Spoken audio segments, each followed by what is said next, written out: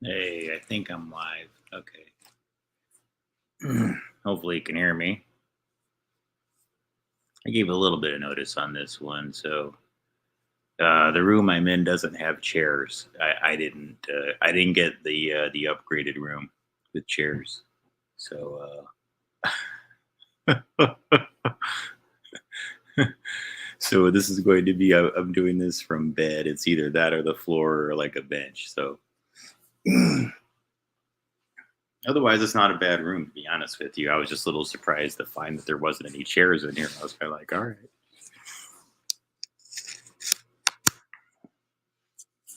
But all right. Um, so welcome to the stream.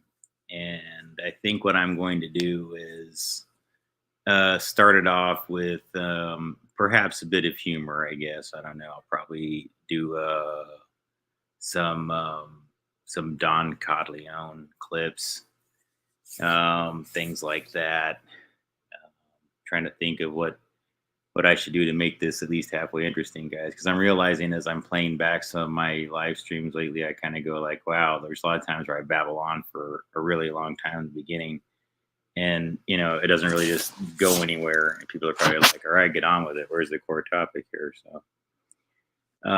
But I was going to tell you guys, to make sure this is relevant for the future, the core topic tonight, what I'm really going to be getting into is what I've just been doing the last 6 months, why pretty much nobody's been hearing from me hardly. I've only talked to a few people, really, guys, and most of them were in the very beginning of it, and then I lost contact with a lot of folks.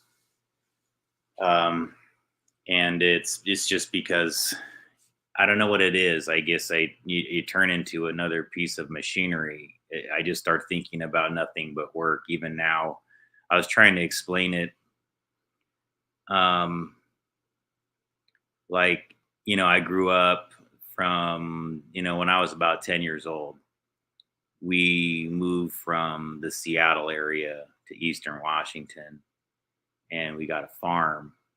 It was about look, it took like 45 minutes to drive to the Hanford nuclear entrance, but from where the crow flies, it was just several miles, right to where the nuclear reactors were. This was 1985. And like at that point, we could actually see the stacks. I mean, it was very like the Simpsons, guys. I had a very, Springfield Simpsons. Like the intro to the Simpsons is almost surreal to me because it was kind of like what I experienced there for those 5 years. And I wasn't unlike the Bart Simpson character. I acted out. I was, intelligent, but I was just done with it. I did not care about school. By the time I got there, I was like, yeah, something.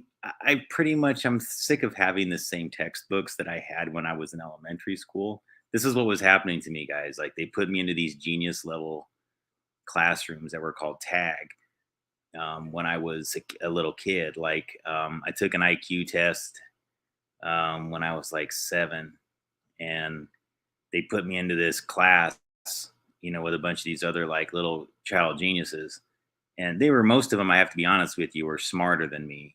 They were book smart. I have a different kind of intelligence that I don't think I no longer devalue it. Like I know what it means like to have my type of intelligence. It's more of a street smart, more of a creative, like being able to like backwards engineer things. Um, I can figure things out. I can get myself into a situation and work through it. Um, and I'm trying to say here, guys. The point is that this last 6 months has been I basically have been in a very intense harvest environment where they bring in enormous amounts of fish on boats, and they basically have to process it immediately. It's not like fish can just hang around and be like, well, yeah, we'll get to that. No, the boats come in and it has to just And I'm aware of this because when I was younger and I was living, like I was telling you guys earlier, on the Hanford near the Hanford Nuclear Reservation, we had a farm. And that was in 1985, and it was during that time we had that farm, between about 1985 to 1989. It was about 5 years or so that we had this hundred and some acre alfalfa farm. So I became familiar with the intensity of the harvest and the intensity of going through these like seasonal cycles of hard work and having expectations. But like, when you have a farm, it never goes away. Like there's always something to do. And if anything, in the summer, like it was worse for you as a kid because you had more expectations than you did just going to school. Just going to school was easy. You just had to go there and do your grades and do your homework and come back. And there wasn't a lot of, you couldn't get a lot of work done because you were at school and that was what you were required to do. But if you weren't at school, the expectation was that you weren't working on homework, that, yeah, you should be working on the farm. And so again, it's a family farm, it's a family operation. I did a lot of the irrigation, on the family farm. So that's why I like this job. There was something about it, that the challenge of it, that sort of appealed to me, and the idea of going through a cycle of something like that appealed to me. But I didn't really know anything else and didn't really have a lot of expectations going into it. I didn't really have a clue that it would be like at the center of everything that I've been researching. It actually it actually did something to unlock like so many different pieces that were sort of missing from, like, I'm a person that's very experiential. Like I learn by just going through my daily activities, and then I experience things in those daily actions and activities or whatever else like that, that brings me to these greater learnings. And then the thing I've learned is that when I begin to limit those experiences excessively, or I'm in one environment to excessively, or whatever, that I begin to, I don't know, it's like the learning cease. And there was something about the repetition of seeing these fish like over and over and over again. And then, I was supposed to see one kind of fish. It was a Pacific hacky, a North Pacific hacky, a hacky. I mean, guys, talk about weird. I mean, again, that alone is going to be part of what I discuss when I write about it. The synchronicities that occur when you're by the water and the weird things that occur. I was getting lots of this like intuitive communication type thing from people that I'd never even met before. I didn't really know that well before. And I became really hip that a lot of people were using this technology on all different sides. There was like things that were going on where, I don't know, like there was these weird technology things that were going on involving like the phones, and things involving like the Jeepers Creepers networks and the hacking networks that I was like learning even more about, that I didn't really want to learn and I wasn't showing up to learn about, but it just freaking happened. And I was like, shit, I really, really, I just wanted to work. But then all the thing is involving my experience with cell phones started to like, you can't like unlearn something that you've learned. Okay. So when you see all the signs of a type of activity going on, it's hard to continue to focus on the things that you focused on before, because you're aware of what's being done. Like, so to help you guys understand, and I think I'm going to do this for you at some point. I might even do it tonight while I get it ready. I don't know. There's a software. There's a friend of mine. I helped her a while back install like some like Wi-Fi nodes and things like that. And she taught me some things. It was like one of those things where we helped each other out, briefly on some projects or whatever. But and in the process, I learned how to use this software, that it was kind of similar to things that I already knew from the industry, but it's like a lot more. It's easier to use. It's really quick and plug and play, and you can just like import like a floor plan or an environment file, like maybe from Google Earth, for example. And then you can put little nodes on it, and then they move around and it shows you like a cloud of coverage. So like how the signal sees, like think of like a little dot that moves around. Like if you could visualize the signal on your phone and know how far it sees, that's kind of what this software does, but it does it with nodes when you're designing like a Wi-Fi network in your house, or for like an outdoor venue like a RV park or something like that, for example, or maybe a transit center. You know, when you're trying to basically install Wi-Fi signals, and just having like that box router with the two antennas isn't enough. Then you have to install like other nodes and other repeaters and other antennas and other things that lead into another router. Okay. And so what I could do sometimes is, I guess, show you guys that's maybe that software sometimes, you know, just give you like a, like show you that. And then you could see what it looks like for a cell phone to travel through like a house, and what its footprint looks like. And again, and then I can kind of show you a little bit what it looks like when you begin to get multiple ones together and they hive together.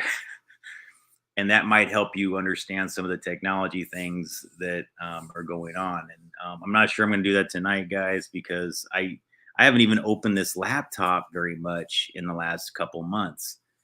Um, so I'm even having to almost like have to relearn how to use my laptop practically. It's been that kind of thing, folks, where I'm just like, I've been that out of it with the technology and everything and fully embedded in this job. So what was I doing? I think we're far enough into this where I can stop doing any sort of filler material here and just get on with it. We got several people here, so welcome everybody. Um, I was running these conveyor belts. And so basically the way it works is they feed all this fish in from the dock, from the outside to the inside. And so the minute it goes from the outside, they load it in from the totes into this big old conveyor belt and they start funneling it in. There's these three big feeder lines that comes in, and then there's this master control panel switch, and that's what they put me in charge of. And it pretty much started when I got there. It didn't take very long for them to assign me to this department and for this lady to say, yeah, have him do this. And then I had the job pretty much the whole time. And I think it's really quickly they knew like I wasn't going to call in sick. You know, I showed up on time. I was always early for a while. I'll be honest with you, towards the end there, guys, I just, you know, like my last couple weeks, I was really not feeling very, I wasn't late, but I definitely wasn't trying to get there early. Because my hours at night have just been too much. Like it's one thing, but before it was very easy to go early at first because I was not doing another job. But yeah, once I was doing another job, I was kind of like, yeah, I just need to like sleep as much as humanly possible and then go in and everything. But the point is that, so I started running the conveyor belts, and I was very punctual. I showed up to my station and everything else like that. So I think that's why I got to keep the job. And it's weird how many people thought that the conveyor belts was an easy job. And then it's so strange how like you actually hand it off to somebody and do something that's challenging or complicated within. Like it's one thing if you only know, you tell somebody like to expect one type of environment, you know, like, hey, line 3 is expecting fish, so you just got to turn this line off and on. Okay. They're like, that's nothing. That's all you do. Shh. Okay, but what happens when line 2 is when they begin feeding it in, and then they shut off line 3 because that machine's off, and then line 2 has to come online, and then it's intermittent, and they keep switching you from line 2 to line 1, and then, oh, wait a second, line 3 needs fish again. Oh, do you know how to make those belts go for where you feed the fish in to where it's going to line 3 and then back to line 1 and then back to line 3 and then back to line 1, and making sure you're not overfilling each bin with too much fish, but you don't want to have too little fish. Can't have too much, you can't have too little, you have to be just right. It's very Goldilocks. It's like a freaking video game. And I started to get my mind into this sort of like, yeah, this is like playing like early Atari video games. It's like almost like Kaboom or something like that, where you're just like, It's this game of like, no, no, no, gotta get this, gotta get this, gotta get this, gotta get this, gotta get this. It's like a combination between that and then that episode with Lucy and Ethel at the chocolate factory trying to keep up with the chocolate line. Guys, most of the times where they would put me on a line where I had to do a lot of things with like manual dexterity with my hands because of the way my vision is, it was effing with me. Like when they tried to get me to do things fast, it required like taking bones out of fish. Like they quit me. They were like throwing me off that line like that. It was like this, like, nah, no, no, this guy, I didn't last a day on that. So I wound up on the conveyor belts of the whiting line because I can't do things like that, guys. There's some people where they literally, if you saw what some of these people are capable of doing, it would amaze you. Like to me, it's like such a skill. I can't believe that it doesn't like, I don't know. It's amazing. But these fish come through so fast and they're deboning them.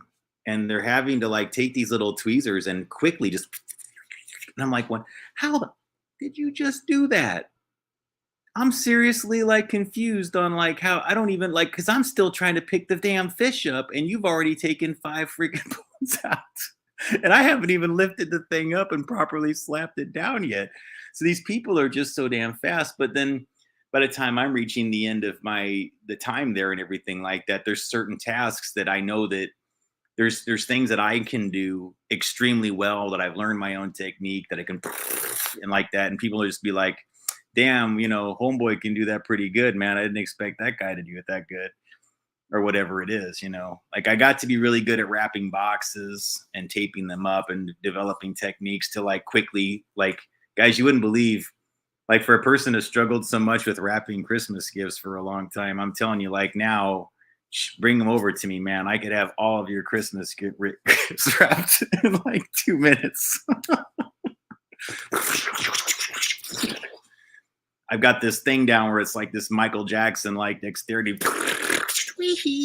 It's bizarre. Like it's something there between that and the Tasmanian devil, where I can just quickly put it all together and make it look really. And I'm doing it in front of you guys. Like there's a method to it where you're like you quickly fold all the things. You take the one lid, you take your elbow, knock down the other lid, boom, boom, tape gun down. It's just but you do it like it's hard to explain. I could show you sometime if I ever had access to the tape guns in the boxes. But this is why the whole experience is amazing to me. I feel like there's such a missed opportunity with this, because it would make such a compelling and interesting reality television show. I can't begin to tell you guys like how interesting this would be. It's how do I say it, folks? Hang on really quick here. I don't want to advertise. Okay, fine. So I was drinking one. Fine, whatever. It's okay, guys. Sometimes I do that, but I want you to know. I want you to know. I haven't forgot. I haven't forgot where the real magic is at. It's in the water, and it's specifically in the crystal. There's this water that's out there from Nevada, okay, guys, that I actually did some research on, some energetics research on. I'm going to get more into that. So don't let me forget to talk more about where this water is sourced from, because that's where we're headed with the research in the future. But yeah, so, but the experience of working there at the seafood processing plant was just pretty intense. Okay. So I'm kind of giving you some basics on what it was like working there. And I want there to be more people on for when I get into the next part. So, because I had some folks that wanted to ask questions about like what the living situation was like. So, I'm going to actually, while I do that here, hang on. This way I can open up a window on the side here while I talk to you guys, and that way I can. So forgive me if I'm a little bit distracted while I'm talking to you here, but I'm going to create a quick playlist.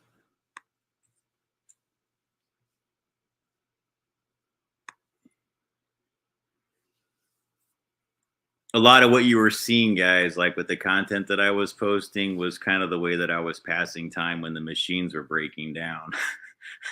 So I generated a whole bunch of clips to kind of give people, like, I guess you could say, humorous sort of like, not disclosure for anybody who didn't already know things. It was just ways for me to like communicate things that I already done in a way more, like things that I used to spend hours on, like communicating to you guys. It was a way for me to sort of like humorously, while I was in the middle of my work situation, do these sort of dramas with fish that were related to The Godfather and the Goodfellas series, mostly Godfather. I only did like one Goodfellas, and that was the one with Joey Piscato, and I can't remember what I named the Ray Liotta fish. Like, you're a funny guy. Funny how? That I did that scene. All right.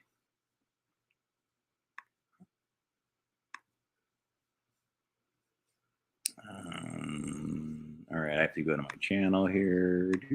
Go to your channel. Yeah, guys. So the other part of the whole experience was living in employee housing, and so just to give you folks some idea, like Tina, for example, like I know, like there's some folks, like I was starting to text with you before I got into this whole experience, and like there was like some other folks out there. So hey, how you doing there? There's some other folks that have been being in the chats that I used to like be more communicative with over email, like folks that used to like send me messages or whatever. And like lately, guys, I just completely dropped off the map, or it takes me like an insane amount of time to answer back. And it's a very rare exception, when it's not that way. And so I just want you guys to know, like, I didn't forget about you or anything else like that. It's just that if you understood like the schedules that I was on, I mean, I would wake up about, I was trying to say it in the last couple streams, wake up about 5:30 in the morning. I got ready and everything, and then went into work, started my shift. I usually got off around 5 o'clock at night, pretty much being 5 and 5:30, and then would go straight back to the employee housing. And then depending on what the availability of the shower situation was, I had to take a quick shower as fast as I could. You can do like a whatever to spend about a half hour there, and then I would get back on and usually be on the onto my next job by 6 o'clock, and I worked usually till about 10 to 11 o'clock. Usually no earlier than 10, but no, not much later than 11. Sometimes past 11, but not usually much later than. And then I just come home and eat some dinner and then go to sleep. Maybe watch like 30 minutes or 45 minutes of some like movie or television show or something like that, or DVD that I got. But that was it. I mean, I didn't have internet while I was at the place, except for what was on my cell phone plan. I didn't have like, I didn't have like a subscribed Wi-Fi or anything else like that. I didn't have a television, nothing. I mean, I think about 3 or 4 months in, because I had saved up enough and it like it had like recovered from enough effery that I decided to get like this little portable, like cheapo, like Chinese like DVD player, from Amazon, shipped over and everything like that. So that kept me kind of entertained for a little bit in between, but that was about it. There wasn't a whole lot else, you know, to keep me entertained out there, because it's just work, work, work. And there's really not much of a point in trying to establish like a social life or trying to like really get out there and do things. Like, I would think about it like, well, what a wasted situation. I'm out here, it's Astoria and it's really cool and there's all these things that you can do and everything like that. I should at least try to get out and get to know some folks and try to be social and things like that, and I wasn't unsocial. I was nice to folks. I mean, I definitely got around to talk to people, and I got to know some of the local businesses and things like that. But overall, no, I didn't really establish friendships, relationships, or anything else like that. I was just too busy, with work and everything like that. So yeah. Oh, hey, how you doing there, Susan? So hi to you guys, Susan, Tina. Good to see you. Um, but I also wanted to like show you guys some of the goofy things that I was doing while I was out there and everything like that. Before I get deep into the sort of like what it was like living in the employee housing situation, because I think for some of that, even I'm probably not going to tell you guys everything that happened there, even because I'm not sure how appropriate it would be. In some of it, I'll probably just change slight bits of it just for the sake of certain people's identities and things like that. And you know, but I'm telling you guys, it's like, wow, what a story. I'm telling you, like, if I just told it straightforward, what just happened to me, like the movie that it would turn into, I promise you, it'd be one of those things that people would talk about till forever. It's like it's just one of those things that like I living in it was too compelling for me to walk away from. There was times where I was wishing that they would push me away from it. I'd be like, "Will you fuckers just fire me? I just God, this is frustrating." No offense to them because it was like I think there's a lot of things that I really loved. I number one, let me tell you what I really love about it. I love the work. I'm a hard worker at heart. It's the thing that I always had inside me. It was ingrained in me as a child. I've always had this going on. Now, it wasn't until I got older and older as an adult that I became less and less of this type of hard worker. And again, it was mostly just because of conditions that surrounded me and not because of ability or desire or want. I enjoy accomplishing a lot. I like to get a lot done. I like feeling like I did something, you know. Guys, I got you know what? Maybe I'll just show it to you. I can show you like how intense this guy, guys. Like, where is this? It's a little gross, but it's nothing I'm sure that would you guys can't handle.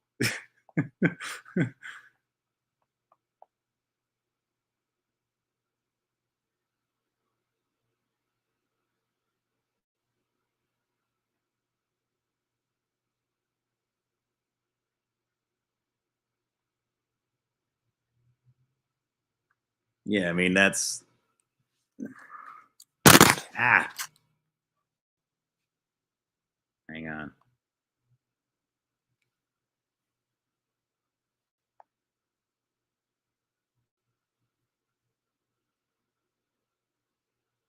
That's like, it was that's how much I was working. It was like my feet, it was wearing the skin on the sides of my feet to where blood was dripping down the sides, and I was getting these like thick the skin got thicker and thicker around all my toes, and they were getting just it wasn't even blisters really. It was something other than like a blister. It was just becoming really hard and rigid. And then all the crap that gets inside your boots and the skin and everything else like that. I mean, it was just it was, I'm not trying to bitch about it. It was actually,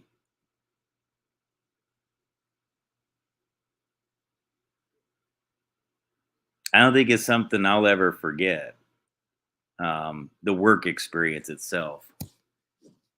And there's some really funny things that happen, guys. And like, I want to save one story. Don't let me forget the Scarface story. I need to tell you guys because it's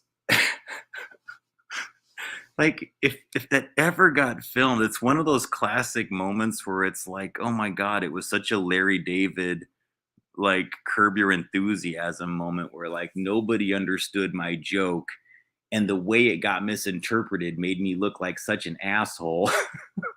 It's like, I have to laugh at it because it's like, wait, oh my god, none of these people got the cultural reference I just made, and it probably sounded like I said something completely different than I did. Oh shit.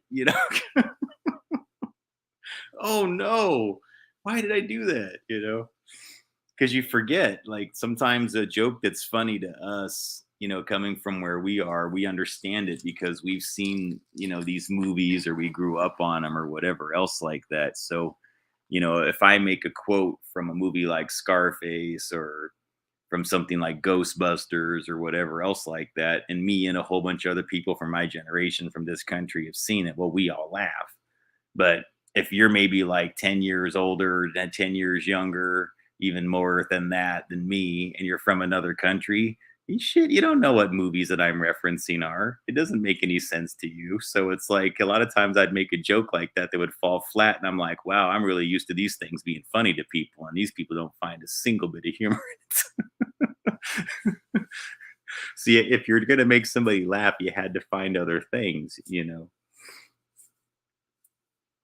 I learned that pretty well. I didn't learn that fast enough, I'll put it that way. But towards the end, I think I got better at finding humor that would actually be a little bit more universal, or at least were fit the right notes, at the right time. So, all right, let me go into my videos here.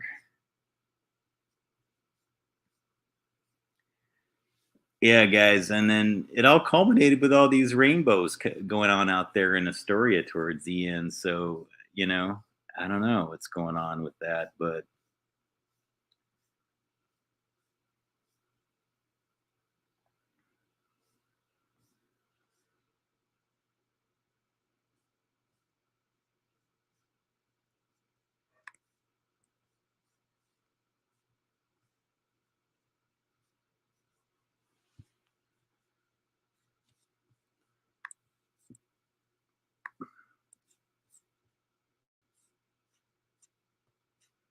sorry, guys, I'm not sure what's going on with this. Hang on.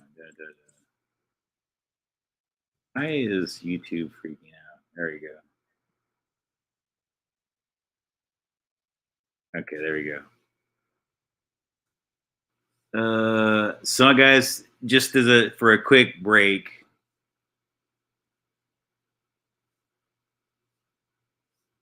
I'm going to kind of give you a retrospective of my material here. Um,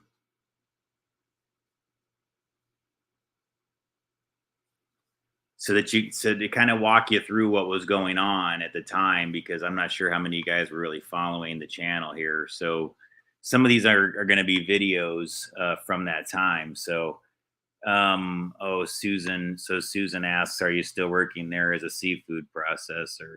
No, no. They're contract positions, and so they basically only need people for a certain number of months, just like it's a because it's a harvest type situation. So you just work really, really intensely. You like this is like a 7 day a week.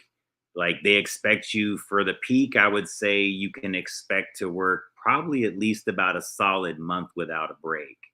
You're not going to get a day off, at least for a month. It may last about 2 months, where maybe in that 2 months, because there could be some sort of break in the equipment or something like unforeseen, you might get like a half day off or a day off. But I think that was it. I remember it being for about 2 or 3 months there, very, very intense. And then you get about your first month is steady.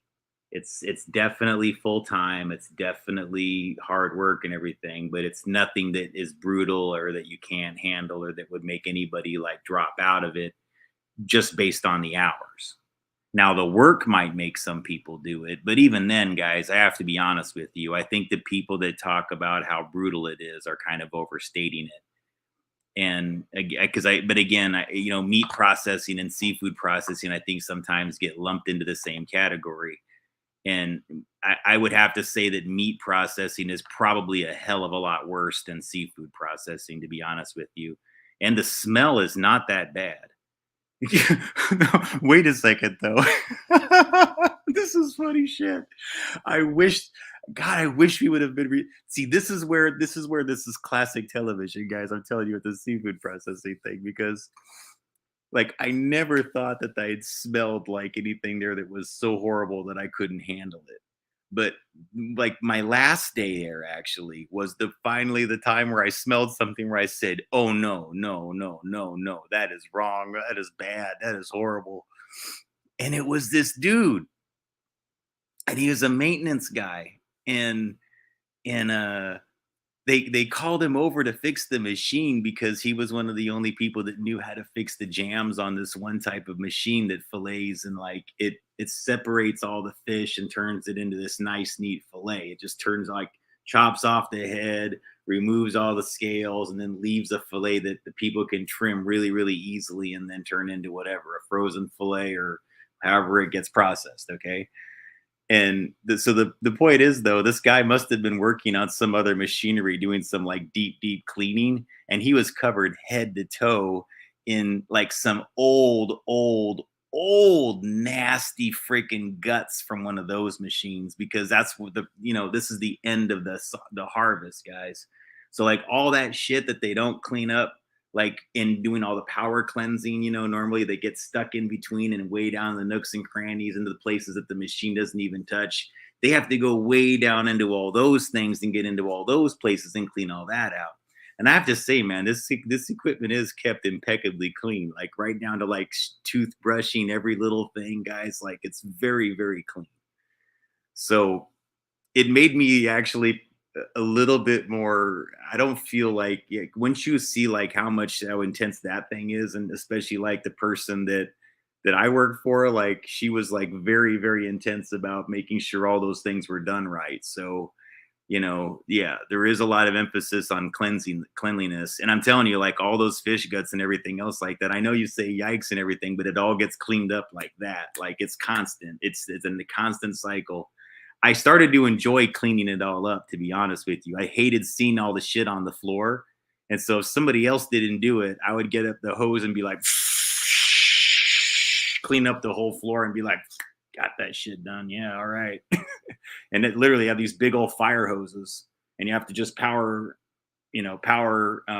hose everything down on a regular basis, like about, I don't know, I'd say about every 90 minutes or so, wherever the station you're in. If you're like where I'm at, you would have to pretty much do it. Otherwise, it would get slippery, or things that would get left behind, they just fly little pieces of guts and things like that. But it's not that bad.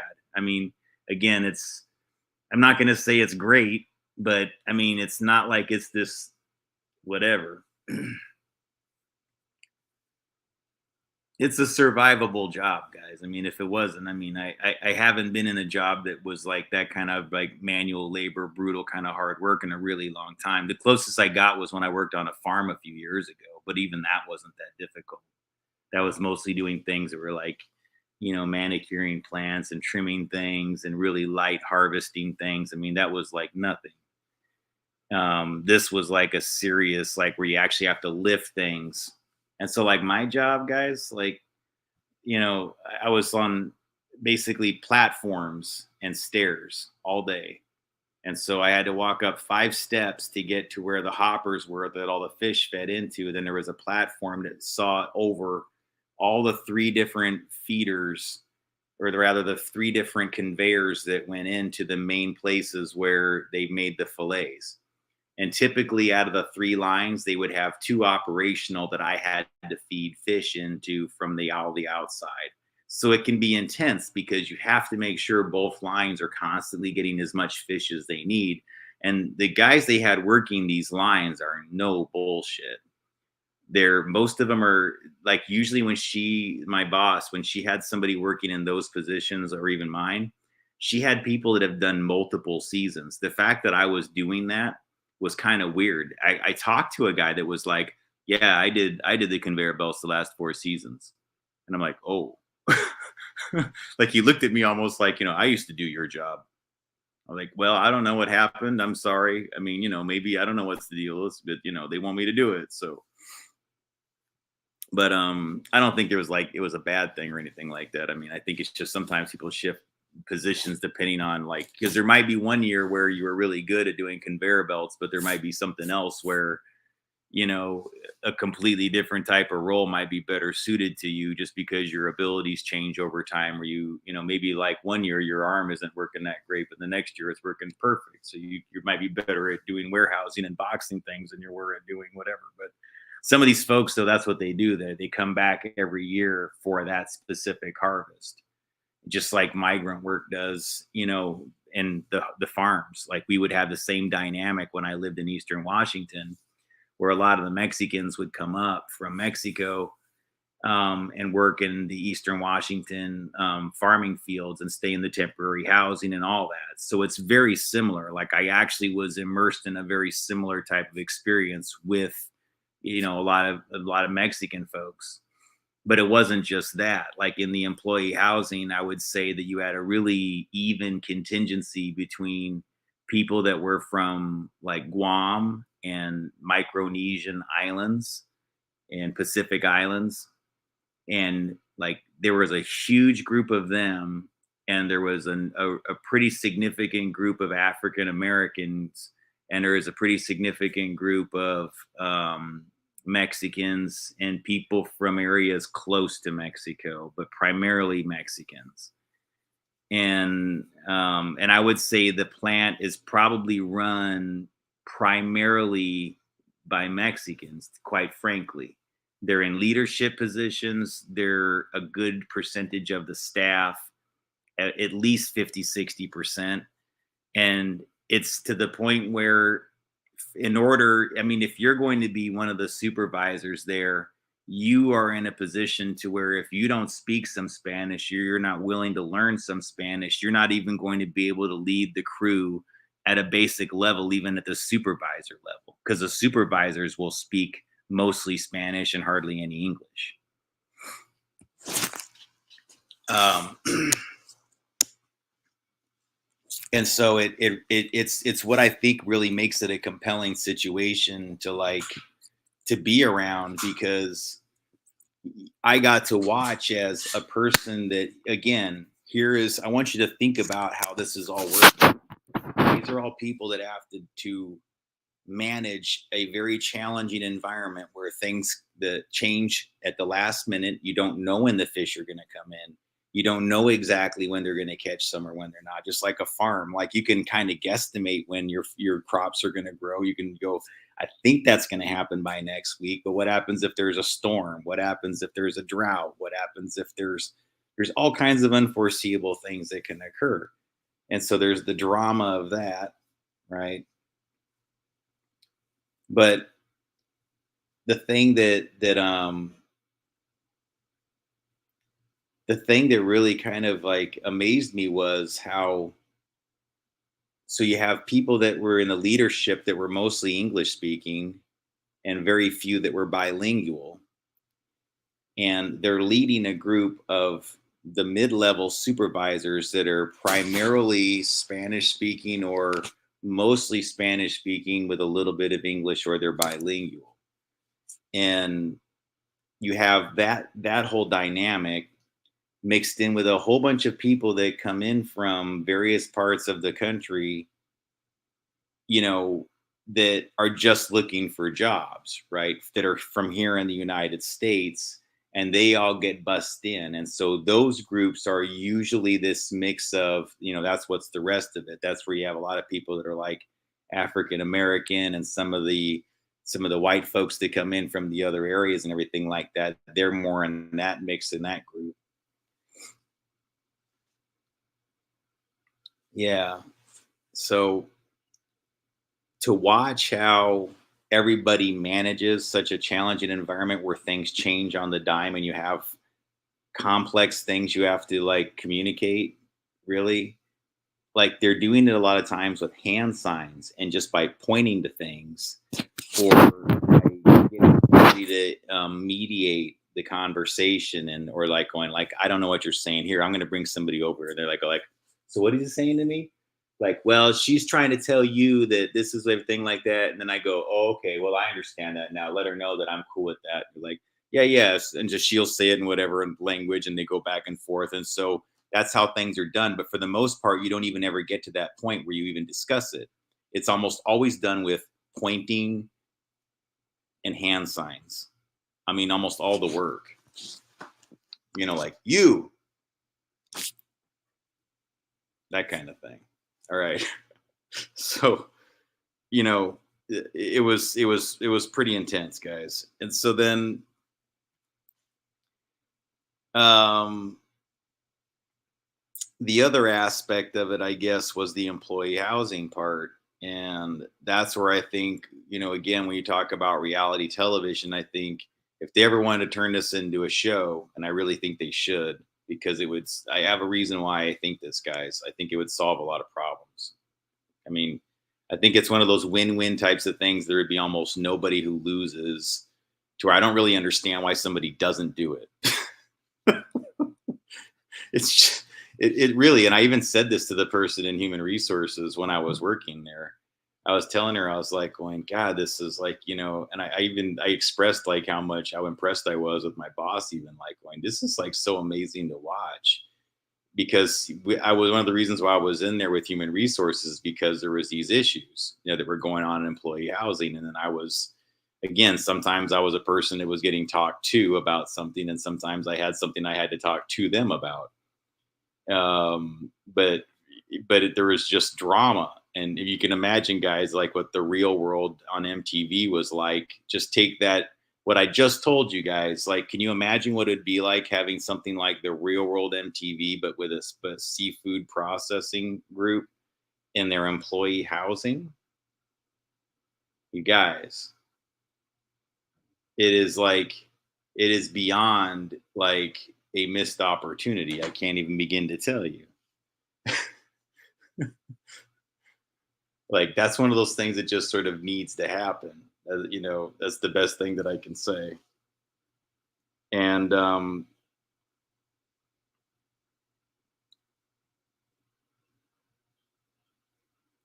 God, dude,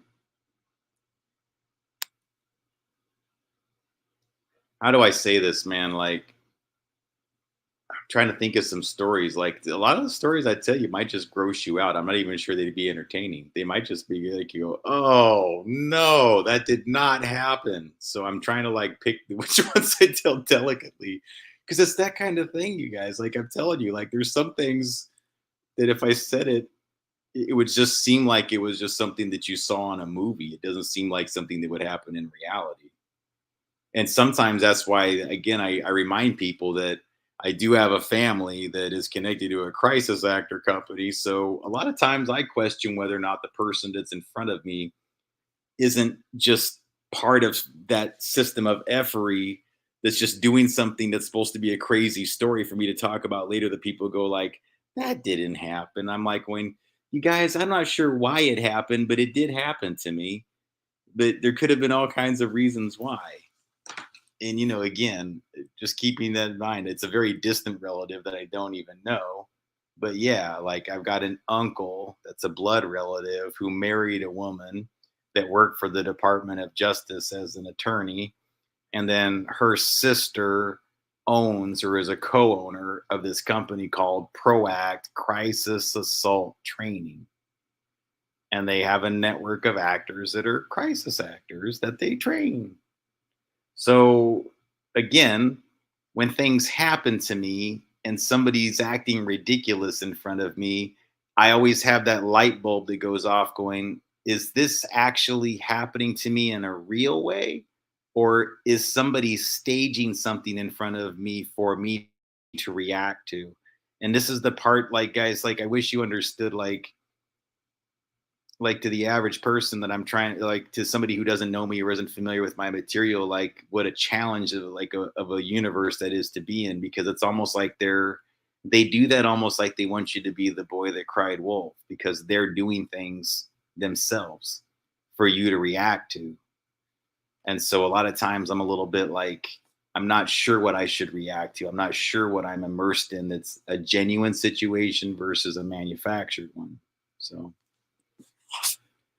well, guys, it looks like I'm probably not going to get more people on than before. It looks like it's just reducing at this point. So I think what I'm going to probably do is play you a little bit of some of the series that I was doing at the time, like what was going on, what was I learning when I arrived.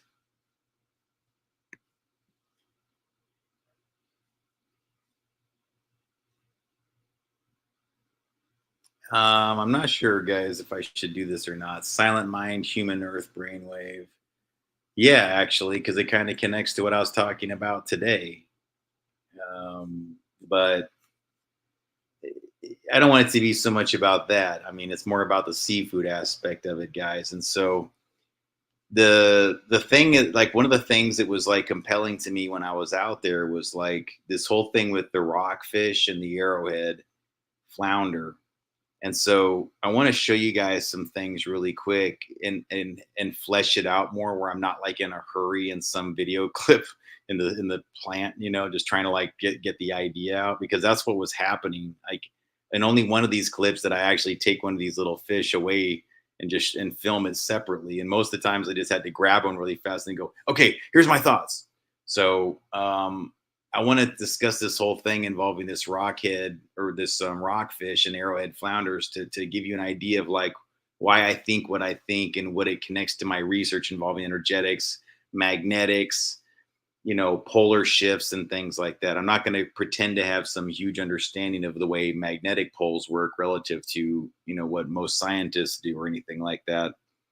But I do think there's something about the way that this fish, this arrowhead flounder that has the googly eyes and is a flat swimmer, I believe it was another fish. I'm not sure if this is like a known thing or whatever. I mean, it probably is, but it was another fish before it became that fish. It was this rockhead or this rockfish before it was this flat fish arrowhead or arrow tooth flounder. Arrow tooth. Sorry, guys. I call it an arrowhead, but it's an arrow tooth flounder. I'm going to play this for you really quick. So, because it's kind of like the beginning of the idea.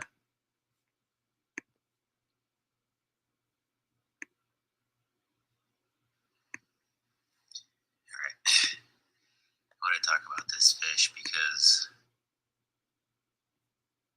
it really makes me think about how a little bit like that whole Adams.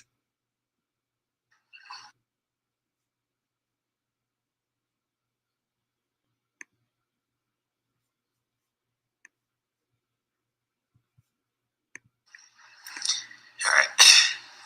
I want to talk about this fish because it really makes me think about how a little bit like that whole Adam's rib thing about how DNA, like I've been thinking DNA is connected to your geographic location. It obviously informs the way we appear. If you're from a certain region, the weather conditions there will effectively change the appearance generation after generation because they adapt to the weather. Adaptations. What is an adaptation versus a mutation, I guess you could say, because, is a mutation just a forced adaptation or an aggressive adaptation? So this fish made me think of that because how like they follow certain currents. Well, this one, like when they're large, they look like this, where notice how the mouth goes to the side, but the eyes are on top. And it makes you kind of think, because this fish it looks like it's supposed to float side to side, but no, it's a flat swimmer. It swims just like that. It's a flat fish, and it floats, like on its belly, like sharks do. It's an arrow tooth flounder, if my memory serves correct. Thank you. Really interesting fish, though. I mean, they're very. I'm not going to say they're. I mean, they're weird, right? But they make me think about that because it's like this fish was designed to be originally a side swimmer where it had an eye on the left side and an eye on the right side. And that would mean that, yeah, it would be an up and down. So it'd be like, sorry, it should be swimming like this. You see, was my thought. It should go like that. But no, it's actually, if you flip it around, it doesn't have an eye on the other side. Okay. And it's a flat swimmer, so it swims, just like you see, floats like that. But no, it's actually, if you flip it around, it doesn't have an eye on the other side. See that? Now, guys, I'm going to show you something like in the next clips that it helps flesh this idea out a little bit more with what I'm talking about. Where when I show you the larger ones, like the huge ones, where I show, like, I had one that was big enough to like slap across my chest. And it towards the end, actually, guys, we were actually processing those my last week. That was my last day I spent processing these because that's the whiting was already done, the hacky was already done. So okay, and it's a flat swimmer, so it swims, just like you see, floats like this, but its eyes are like all googly like that, but its mouth, see, is like a side swimmer. So to me, this feels like, how there's like magnetic north versus true north. This is a side swimmer that wound up being, when it swims like this, it doesn't swim like this. It swims like this, like poles.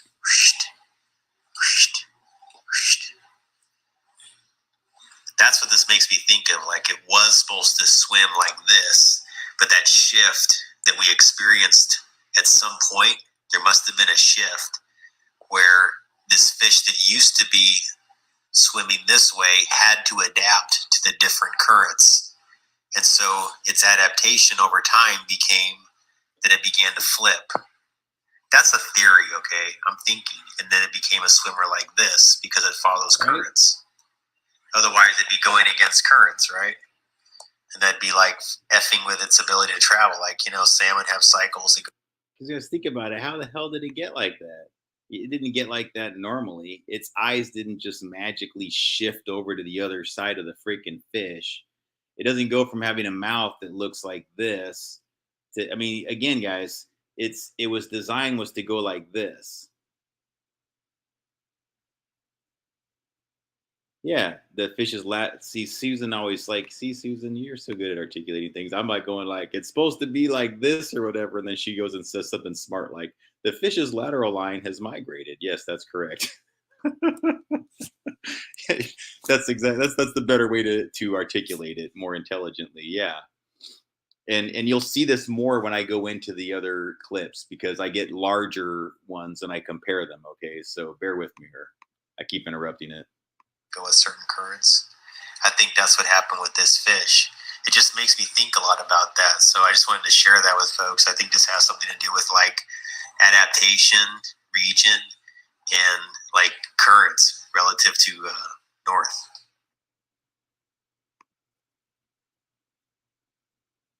All right, so there's that one, and then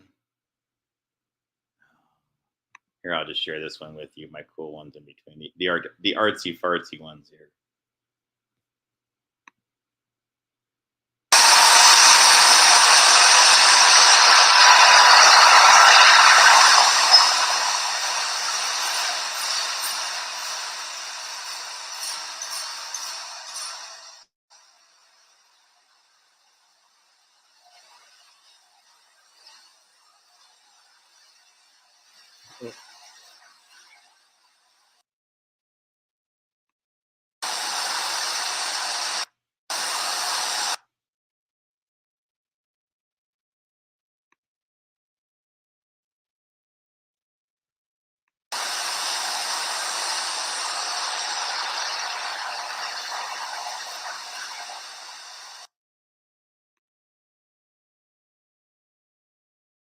Yeah, sorry, I didn't mean for it to look like a zodiac symbol. That wasn't the intention, but it was mostly to get the visual of the fish eyes turning into almost like a whole separate like animal, just to be seem really trippy.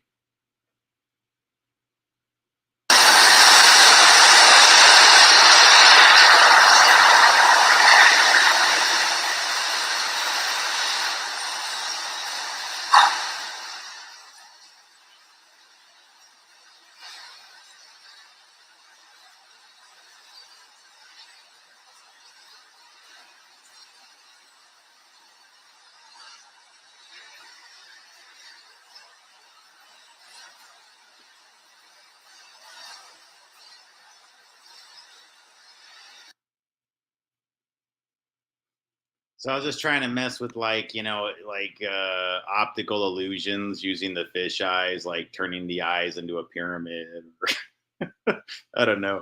It's the kind of things I would try to do quickly in between like um uh the conveyor belts having like sometimes the things you fed them into would break down. And you'd have a whole bunch Take it from my friend Ron Weaver.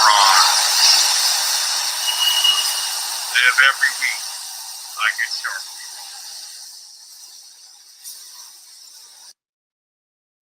That's Ron the Tiburon, the baby sharks. That was just one of those things we all got excited about. Anytime a shark came down the line, everybody got happy. Everybody would like reach for the sharks and collect the sharks.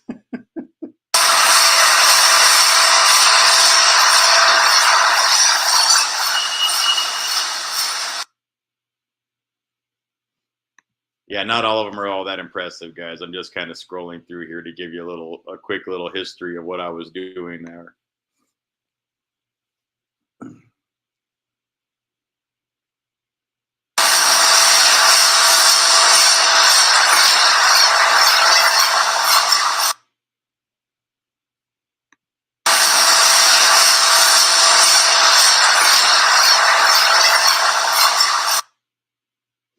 Yeah, why does the resolution suck so bad? Oh, that's why. There we go.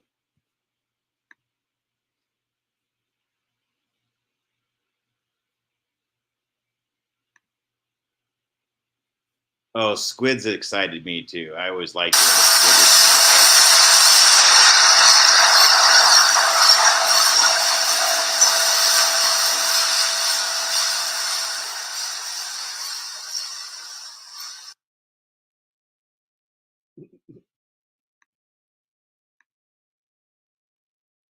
yeah, this is just a sample of it. Like, again, like there's just things that I was trying to do to like pass the time.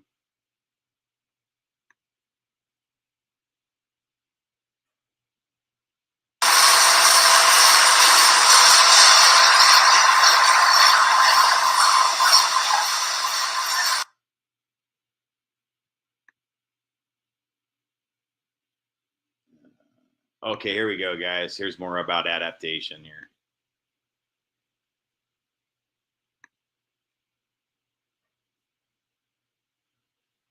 Right here. Notice the pattern on this? Look at this. It goes up a straight line like north, south, east, and west.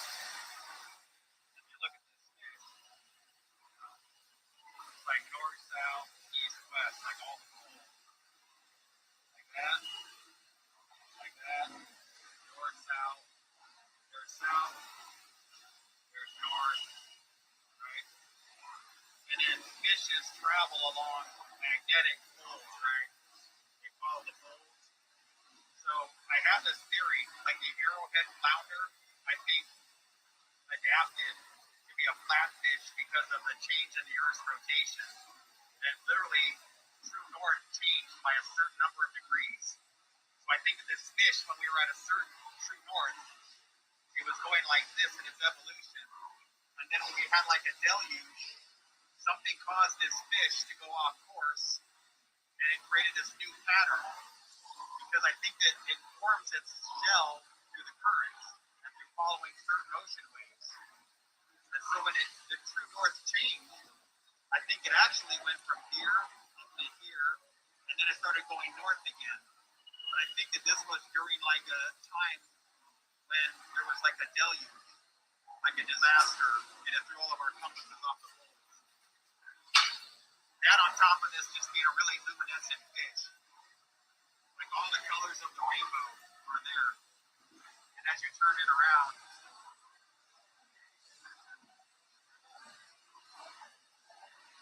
you kind of see the luminescence. And I think this is all about the trinity of human energy.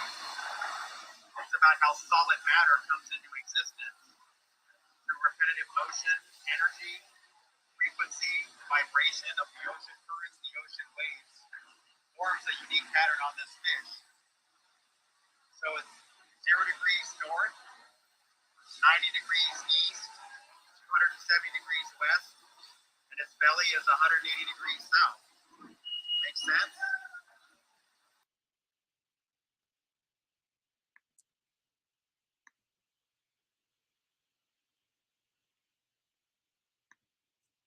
Yeah. So getting back to the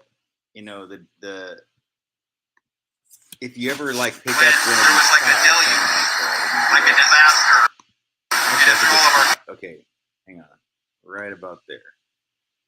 Okay, see where that stitching is, like right there. I'm gonna zoom in on it. All right, all the cod from the different varieties that come in do that exact same stitching. And it looks like they're like some stuffed doll made in a factory that have been precisely stitched, like threaded through.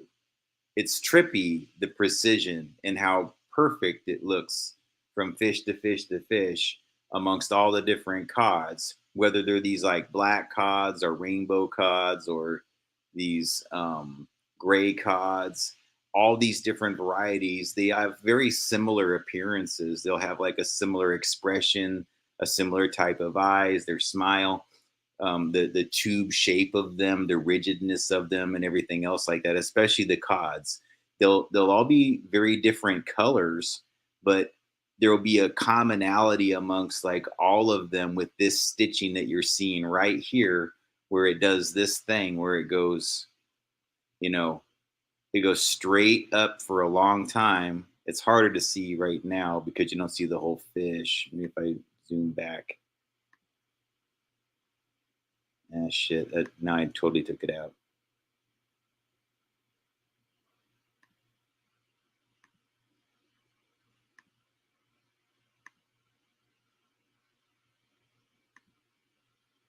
Yeah, I mean, that's really what I want to highlight, though, is how that it's very straight for a while, and then at some point on this fish, it goes this line, this perfectly stitched line on the cod goes just for a little bit, then it begins to go straight up again. And what I'm thinking is just like that other fish, how it was a rock fish, then it turned into a the flatfish. It turned in from a side swimmer to a flat swimmer because of this same type of shift. That's what I'm thinking is going on with a whole bunch of these fish that we're catching from this region because they're all from the North Pacific. So I think whatever happened many thousands of years ago or during the evolution of all these different fishes, yeah, some like the rockfish compared to those, I think they're, yeah, the arrowhead, the arrow tooth flounder, like now they're technically two different fish. You can fish them, they will taste different, they'll look different. But if you ask me, they began as the same fish. They began as the same material, substrate, whatever. The that arrow tooth flounder used to be a rockfish thousands of years ago. It's just that it didn't survive the adaptation intact.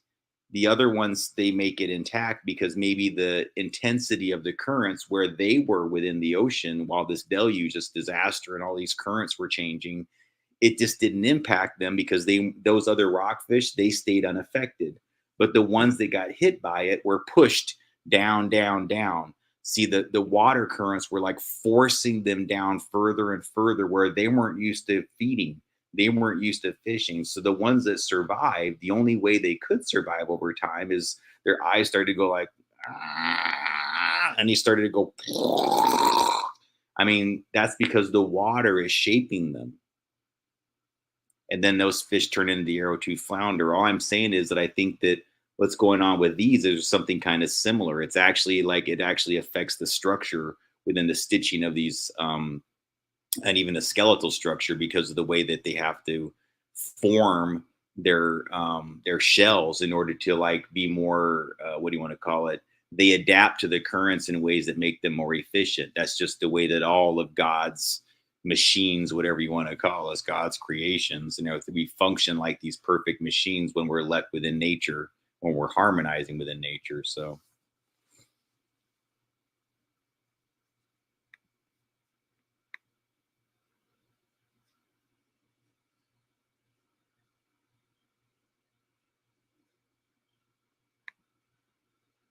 And I get more into that part here. Okay, really quick, guys. I did an article on the arrowhead flounder. I did one that was like a baby flounder, showing how it's like an adaptation, right? But an adaptation of what? This fish. These fish are the same. This is a rockfish. This is a arrowhead flounder. And so it went from being a side-to-side fish like this to being a flat-lying fish. You see how googly-eyed it is? And then look at this. It's a side swimmer. It's really technically a side swimmer. Its mouth is the same as this. And its eye should be here. But its eye wound up here and it became a flat swimmer. I think this is also about the poles, about at some point in time, this fish was this fish, and this fish was this fish. I think this was the original, and this was the adaptation, based on something that happened with the change of the Earth's rotation, where we went off our compass slightly.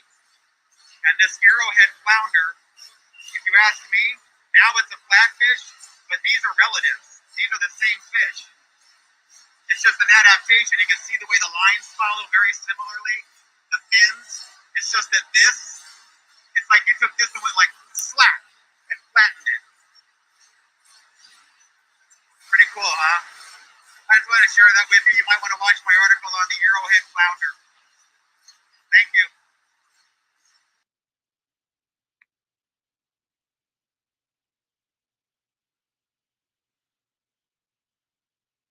Okay.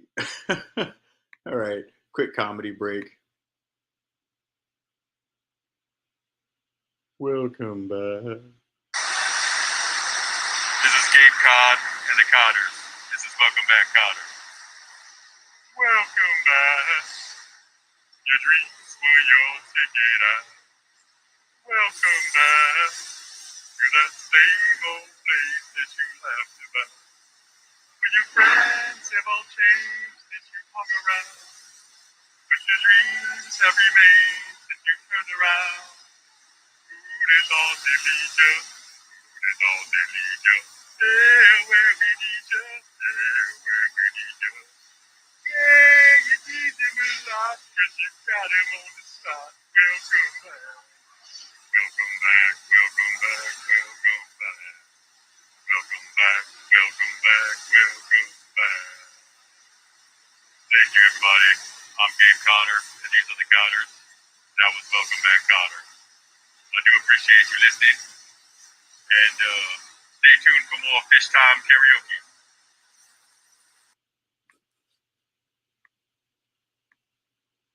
It kept me entertained. It's probably not doing much for my live stream tonight, but well, thank you to whoever stuck around.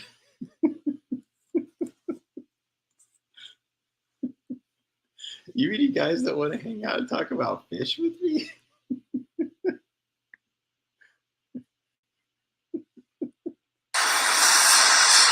this is Ron the T-Ron, reminding you that we can all live together in peace. Live every week like a shark week. Alright? I'm gonna sing you a little song. The world don't move to the beat of just one drum, but not right beat. May not be right to some. A man is born, he's a man of meat. Then along comes you. Got nothing but free. They got secret strokes to do. Secret strokes to do. Secret strokes to do. Everybody's got a special kind of skill. Everybody finds a way to shine. It don't matter that you got not a lot. So what's there, you have your own mind. And together we'll be hard to do. Different strokes to the world. Different strokes to the world. On the super on. Peace out.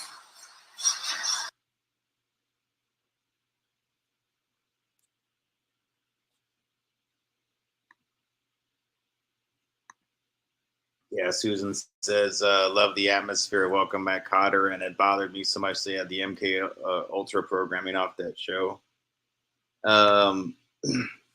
I watched it a lot as a kid, and I sometimes wonder now, like they there's MK Ultra, right? But I also think there's this other thing involving timelines where how do I say this, guys? Because it's like, I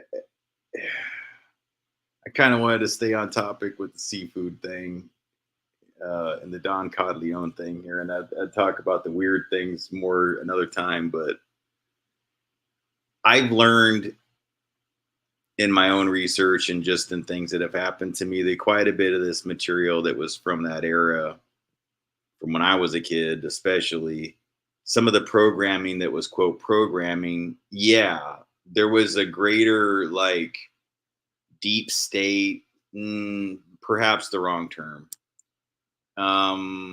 That's the wrong term. There's definitely deep state interests that go against the benevolent aspect of it. But let me put it this way: there's people that just sort of know that there's something amazing that's going to happen.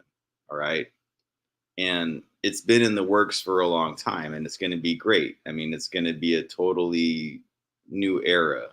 Things are going to be brilliant for folks, and there's really nothing to worry about. And right now, I think they really want a lot of folks like very much in a state of stress and trauma and things like that. And the best way that I can tell you is that this era is happening now, and there was people that thought it could be like 10 years ago and maybe even 20 years ago, and they were hoping it was going to be in one of those eras. And I think that because it took this long, they were starting to almost like lose hope that it was going to happen, because they had some awareness that something was going to happen at some time in the future, and they knew what it was going to look like and the people that were going to be involved. And so they kind of waited around for it to happen from year to year because they knew the number of the year. They just didn't know in which precise decade. And this is it. As far as I can tell, this is the one. This is when it's happening. And all the signs are there. Everything's positive. And no matter all, the best thing I can tell you, folks, is that no matter how much tragedy or drama they try to throw in our way, we really are in a really great place, and we're going to actually all, I think, be in a place where folks just, um, it's just going to be, it's going to be one of those events I think that's going to happen soon, where it's going to be self-evident why we all have to just be working together and be coexisting and not meddling with one another's affairs internationally excessively. And that what you'll find is there'll be less of a need or less of a desire for different nations to meddle in one another's affairs excessively. What I mean is to say to violate their sovereignty of other nations, to interfere in those types of ways.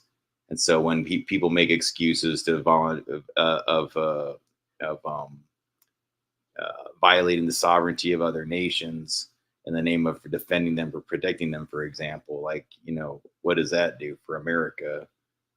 Um, a lot of times we're being led astray sometimes by groups that don't have an interest in actually seeing America succeed, and they're giving American military advisors um, their analysis, and very frequently steering them wrong intentionally. And so when we all catch up to what's going on and who's doing it, and there's a clear path that it leads back to, and that's part of what my research exposes. Um, I wasn't going to get too deep into these things, guys, but it's in everything. It even found its way into the thing that I was doing there at the seafood processing thing. I would have thought that that would be one of the most benign things, that I could just go there and be a worker, but it found its way there too. All these international issues, and this is why I find it so compelling, guys. Is like it could be a reality show. You know, take advantage of it, folks. So the best thing I can tell you is like you're gonna want to do this, because especially with what I could bring to it. I'm just telling you guys, like it's a missed opportunity to not do it. You could solve a lot of problems. You could actually show people a lot of really amazing things involving the way that we're all like working together and getting along. I think it actually would be like inspire people. I think it would actually be something that would actually make people like feel something at a very intense level. I know I did.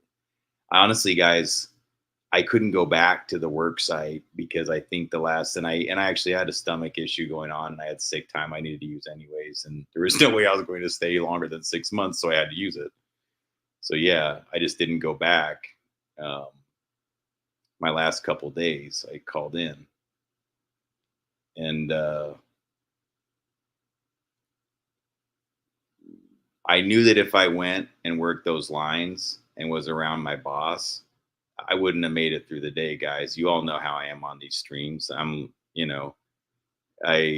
get emotional sometimes because when I there's the situations where I've been like I was in a really intense working situation there, and we went through this harvest, man, and like again, that's like blood, sweat, and tears going into something. And I really respect and admire a lot of the people that I went through. And I think I wanted to handle it the same way that a lot of the ones that I liked the most handled it. They just disappeared one day, like an angel. And a lot of them I never like knew their names. It was just these weird things where they just became a person you sat next to or you made really brief conversations with, or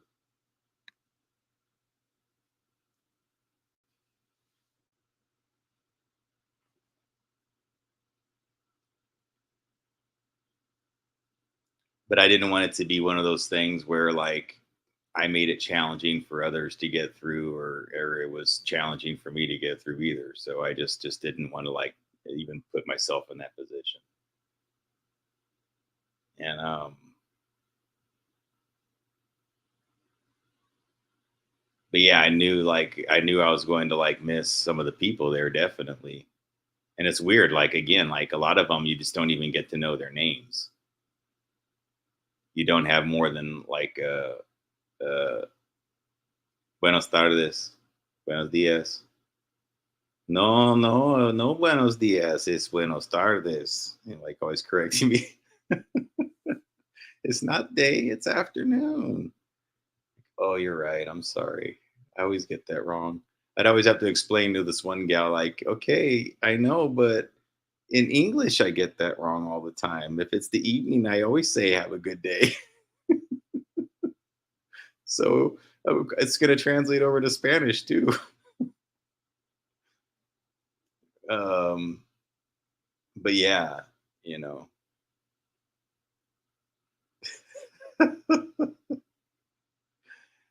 Oh, Susan, what an experience, man. I'm telling you, the whole thing was intense.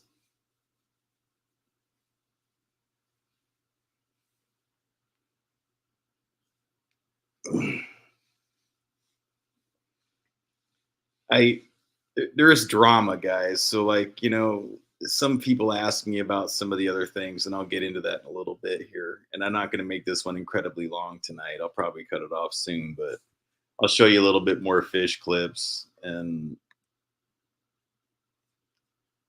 I guess I should probably stay away from all the different Ron the T-Baron fluff clips and things like that, unless you really want to see me like singing by the docks and things like that, or by the Astoria column.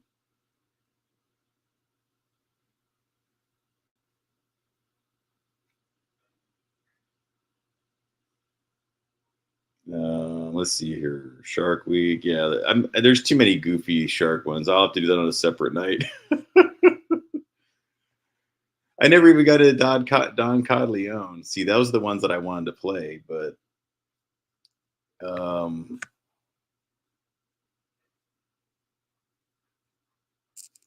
yeah, I don't know why it makes a difference to say good day or not or whatever, or anything like that. But all right, guys. So I guess here's the dark side to it. So I told you all the positive and everything like that, and there was definitely some cool things, but Um,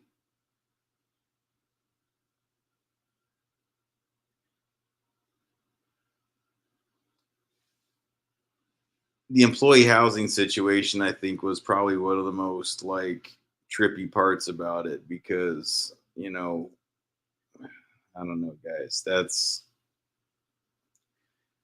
knowing what to talk about in that situation and what not to talk about is a whole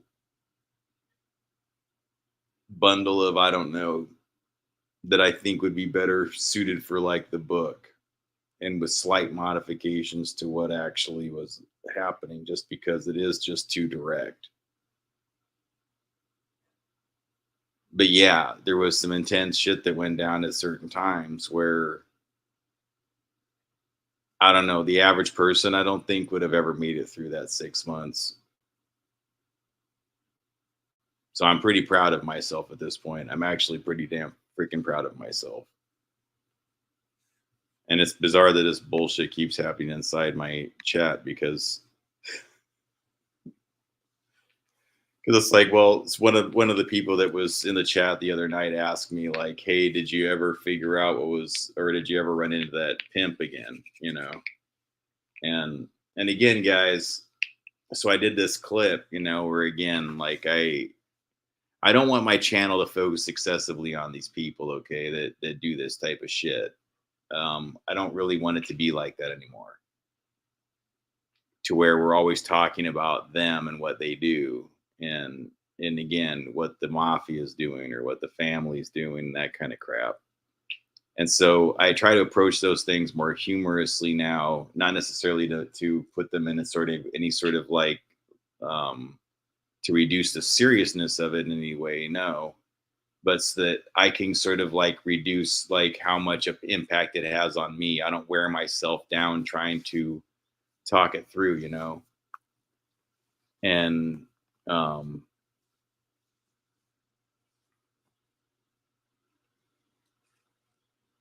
the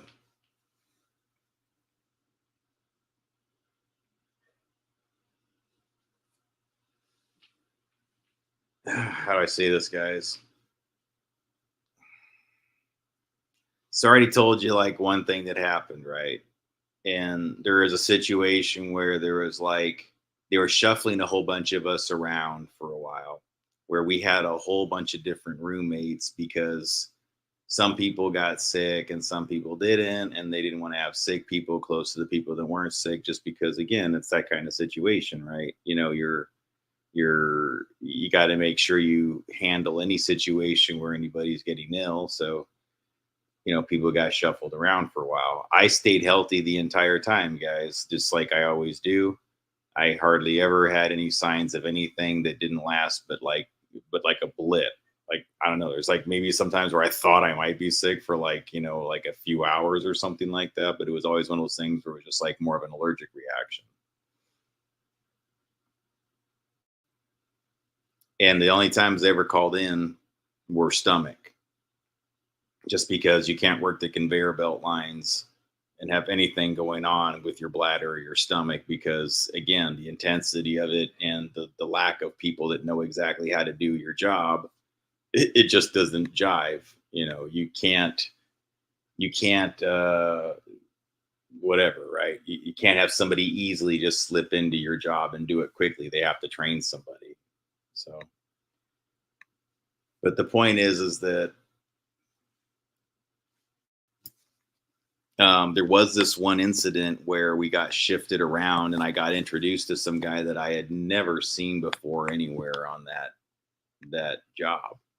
And he said to me that he had been there. He's like going, well, surely you know me. You probably see me around. And he goes, I work this line. He told me the department he was in. I'm like, no, I've never seen you. And I hadn't. And again, the place is pretty big, but it's not that big. And this guy is pretty tall. The guy must be like 6'4". I mean, definitely taller than me by a good margin. And I'm almost 6 foot. I'm like just barely, I mean, literally like with shoes on, definitely, but without shoes on, I'm just shy of 6 foot, like 5'11 and 3/4, technically. but I think, for all intents and purposes, I just say I'm 6 foot.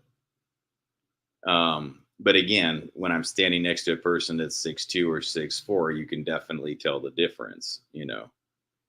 Um, and so this guy's pretty big and quite a bit bigger than me. And there's this one night where they put me in with this dude, and he proceeds again. I'm going to be reminding folks, like, there's rules inside these employee housing. One of them is that there's no alcohol allowed, and they don't want it inside the units. They don't want you bringing it in the apartments. They don't want it stored inside like the fridge, and they want people drinking inside the apartments. And so again, I'm pretty live and let live. I know that this job is really freaking intense, and that different people have different, reactions to alcohol. So as far as I'm concerned, I'm just the kind of person that just is like, as long as somebody's not bothering me, I don't give a shit. They don't have to tell me one way or the other if they are or aren't. I'm just going to act like I didn't see it most of the time if that they're going to do it. Okay. That's just me. And I was even straight up with HR about that. I'm like, well, honestly, most of the time, if somebody's doing something like that, it's when I'm going to say is like, my name's Paul, and that's between y'all. I don't care. It's one of those things where I just leave it alone. And again, if their behavior does not affect me in any way, they're not being disruptive towards me, and they're not doing anything within my environment that's affecting my ability to live peacefully or go to work in a way that's consistent. Hence why things started to go south. And that's when the employee housing turned into some combination of like a few different Dave Chappelle skits, his real world skit and his Rick James skit. And yeah, like there was things that happened that were at I'm Rick James, bitch type absurdity, where there was like a cast of characters that did things on that level of absurdity, like right in front of your face, and told you they were doing it. And you looked at them like,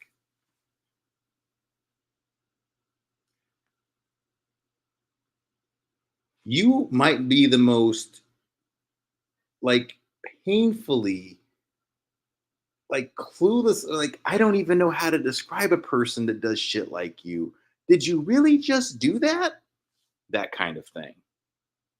One example is one of these dudes, like seriously, when I first arrived there, like I had pretty limited amount of, I had almost nothing, guys.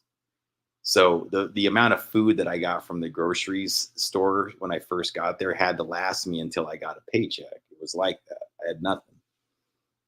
And and so I was counting like how much meat I had to make, like how many tacos. I had it sectioned off to where I could make a certain number of meals each night with how much food I had. Okay.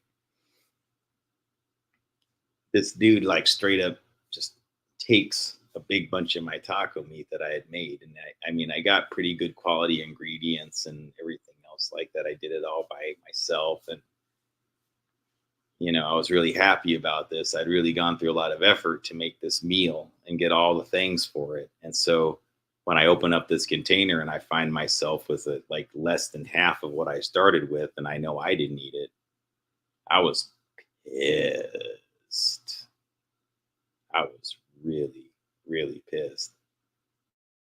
And I watched as the guy that did it tried to put it off on the other roommates, saying that that guy gave him permission to eat my beef. It's like, oh my God. There's just shit like that. This is one example, guys. Like, that's not even the most absurd thing, but it's just like he looked at me like saying, like, oh, he told me. I was like, oh, I went up to the guy and said, did you by chance tell him it was okay to eat that beef in there? And he's like, going, man, I wouldn't do that. I don't even know what he's talking about. I go, I didn't think you did. I just had to ask you because he said that. And I'm like, dude, he didn't say that. So, anyways, things like that were happening. But see, again, how do you, I can't get that meat back. The guy's not going to give me money for it. That guy was probably more broke than me. Otherwise, he wouldn't have. Actually, he's the kind of guy I think that would just steal it just to steal it. He just seemed like that kind of person because I might save the rest for the book. But uh yeah, he had like a Rick how do I say it, guys?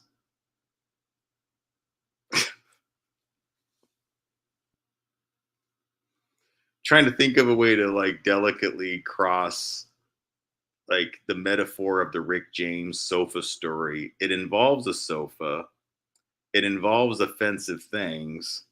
Something almost as offensive as just stomping your feet with muddy boots and then just saying, I did that shit. I'm Rick James, bitch. That's kind of what this guy did, but he just didn't stomp on it with muddy boots. He did something else. And I don't want to get too explicit, but he did it and he had the audacity to let us all know that he did it, and he didn't seem to have any sort of like qualms about saying it. I have a feeling the night that he told us that, though, he might have been popping ecstasy. I don't know for a fact. He just had that sort of like laissez-faire, like letting all of the things roll out, that he like telling everything, like nothing bothered him to like share it. Like, you know something, I'm gonna tell you this, and I'm gonna tell you this, and I'm gonna share this with you, and now I'm gonna tell you this too. And be like, stop. No, no, not again. No more. Didn't need to know that. Still don't need to know it. Now stop.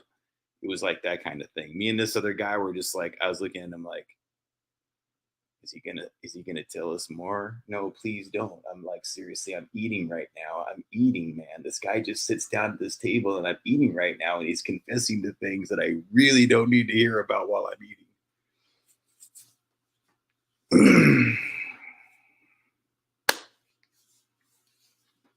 Anyways, guys, we got rid of the sofa, and I'll leave it at that.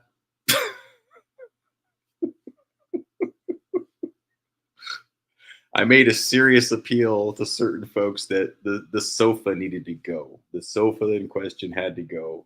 It could not stay inside that apartment any longer. So it was quickly taken away. Thank you to the folks that took that advice and listened to us and why and everything else like that. I didn't have to go into much more detail. Anyways, so there was all that, and well, let's see what else happened. So yeah, somebody asked me the other night. Fred's not here, so I almost feel like I would want Fred to be here for me to talk about it, but maybe he'll catch it on the playback. But so there was one time where they moved us around and everything else like that, and I mean, guys, the only way to describe it is this guy that basically introduced himself, and he was pissed drunk, and he was kind of making a ruckus around the place and everything, but I was taking it in stride because I'm like, all right, look, he's kind of annoying to me right now, and I don't like how loud and drunk he's being in the apartment, but I ain't gonna try to like ruin the guy's contract over this shit. He's, you know, he, as long as, again, as long as he's being cordial and everything else like that, whatever. Again, sometimes people are a little bit happy and sloppy drunks, and I experience that sometimes with a lot of the folks that I like there. Even sometimes, like sometimes they would just, they cut loose one night, they got a little drunk, maybe not in the apartment, but again, I don't like it, but I'll just be like, okay, they're doing their thing, they've been busting their ass at the plant and everything like that, they need to unwind, I understand. We all have our different ways of doing it, right? So I'm not trying to be critical of different folks' ways of doing it, but there's what I like to be around and what I don't.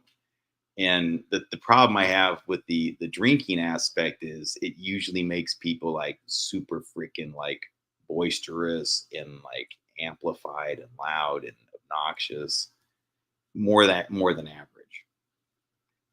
I know from personal experience.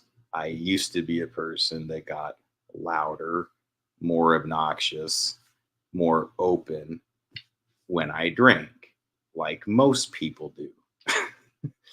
I wasn't immune to those things. I wasn't necessarily a total dick or anything like that. I was just a little bit more free flowing with what I was willing to share and talk about with people. And and not always in the most positive ways. And so again, I think that's one of the reasons why it's discouraged within that living environment, is because number one, they really need people to show up and be on time. Like, and these are like sometimes people are expected to show up there at like 4:30, 4:45, 5 o'clock. Very frequently, quite a few departments, that's when they are. I was fortunate in that mine was pretty much closer to like 7, almost always. There was very rare exceptions to it, and if there was, it was usually later. So we weren't really that brutal as far as where we when we had to start. And we normally had like about it, like you couldn't to put in much more than 10 hours straight on on or 10 hours on a shift would be unusual for our department too. So we had that going for us also. But as far as like consistent days though, like it was always, I mean, for a couple months there, like, yeah, it was whatever.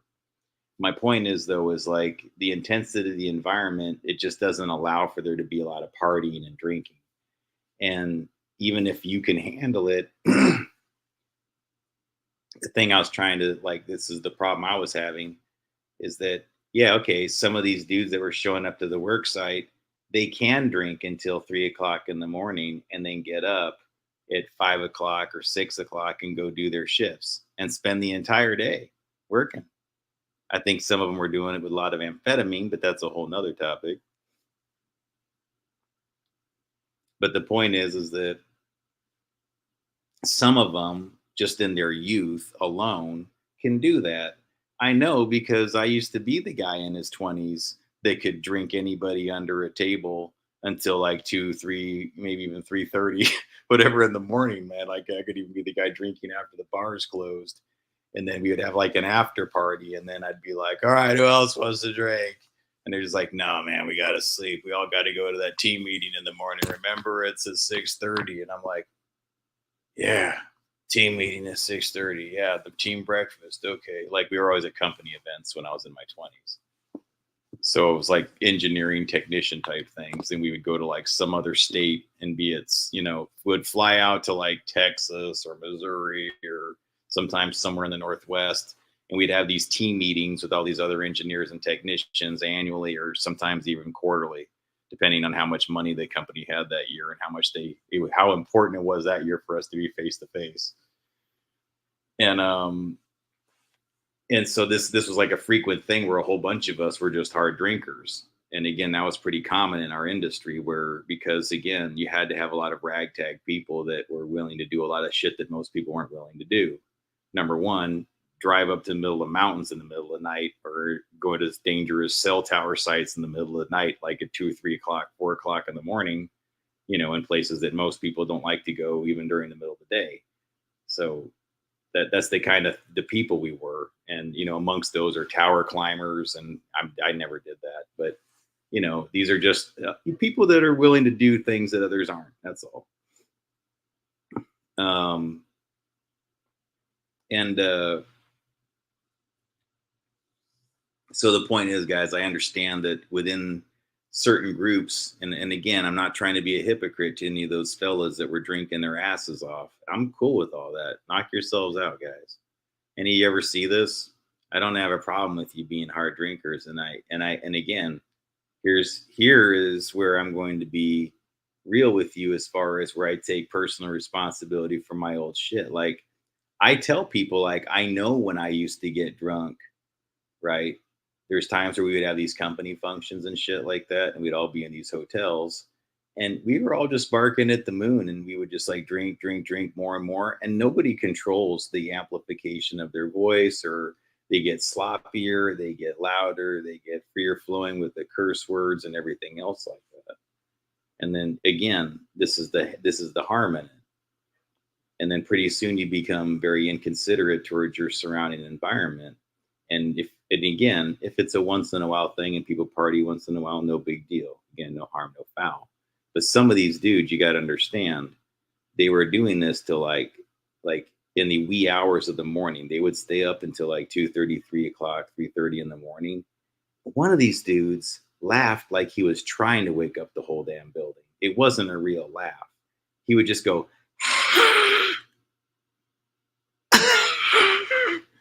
like it was pushed out from his chest and coughed simultaneously.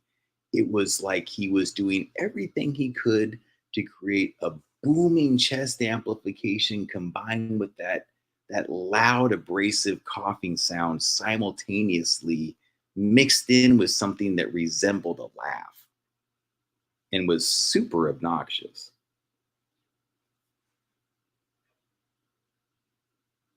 And the problem is that I was on the receiving end of his work ethic.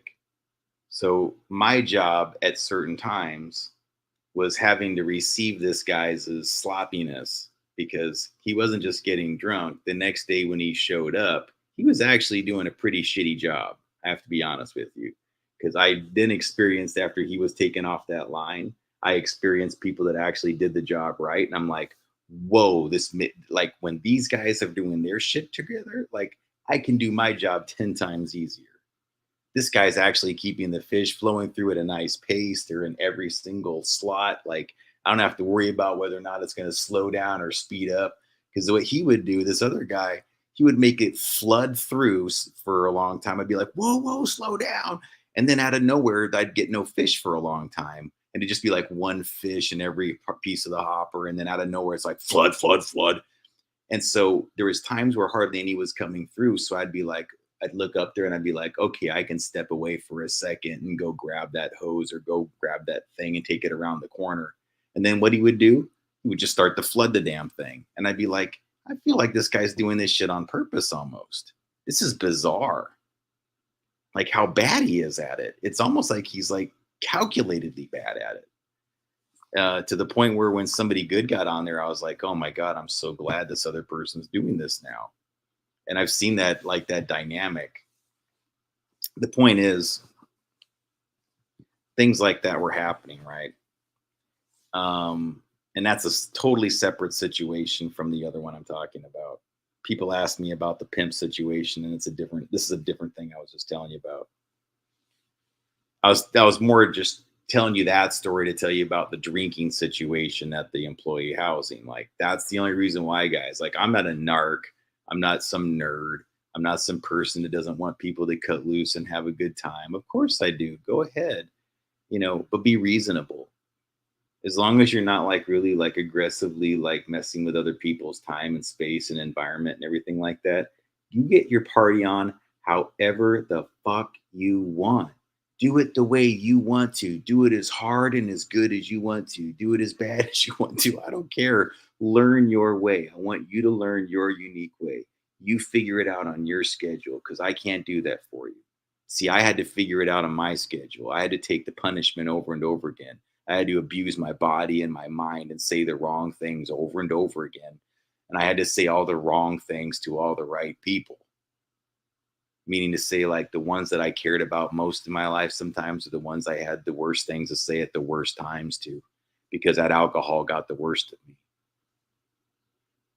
And I regretted the shit out of it. So that's my own journey. And luckily for me, the craving just stopped without it having to be this big drama of going to like through all these different things and going to AA and bullshit like that. I just stopped drinking. I just lacked interest in it. But see, I know these young guys, they got to learn it. Maybe they'll do it for a lifetime and maybe they'll quit soon. I don't know. Maybe never. But the point is that like I want them to figure that out. That's up for them to. And so I wasn't really trying to be like a dick when I was expressing my concerns over that. It was mostly that because these guys were being such loud assholes, I couldn't fucking sleep. And I'm the kind of person that wants to get up and perform. I want to go in there and do a good job. And if somebody's going, yeah, yeah, we're gonna have another this. Oh, shit, whoa, what are you doing there? Whoa, yeah, yeah. Right outside my window, I'm not going to sleep too much and I'm going to be pissed off after a while. So, again, that's kind of some of what was going on. Okay. And so, if you guys are wondering, like, why you didn't hear that much from me, like some of the folks that I knew, that's a big part of it, man. It was just between that and working my ass off. And then I got a part time job, mostly because the employee housing was just such a volatile environment for me that I would rather work than be there or just be wasting money doing nothing and just avoiding being around the employee housing because I just don't like being in the environment.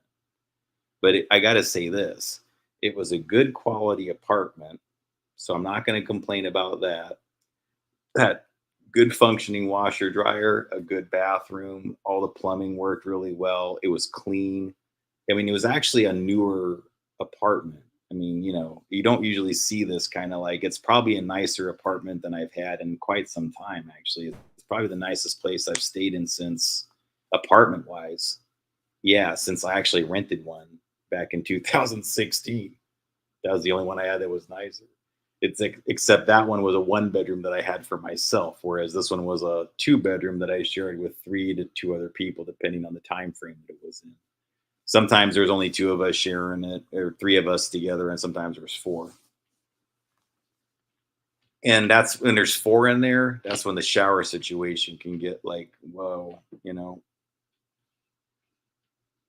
everybody's got to like, if your schedules are all look pretty close to the same and they let everybody out around the same time and everybody smells and stinks like fish and is covered head to toe in a fish smell. It's a competition to get back. I can tell you that. It's damn near like Survivor where there's like a race. As I'm telling you guys, like it's such a missed opportunity. Okay, if you made a reality show out of this, like the race back to get the shower at the employee housing, like that's like it, like in and of itself could be a side drama that you could turn into something that's comedic. These things that go on at the employee housing with the people sneaking the alcohol around and things like that. That's all could be part of it. I mean, again, because it's compelling, it's interesting. These conversations that we have surrounding it are interesting. They're compelling, I think, personally. And then you get deeper into it, and this is where it got sinister, guys. Okay, so on the drinking thing, here's a separate thing that happened.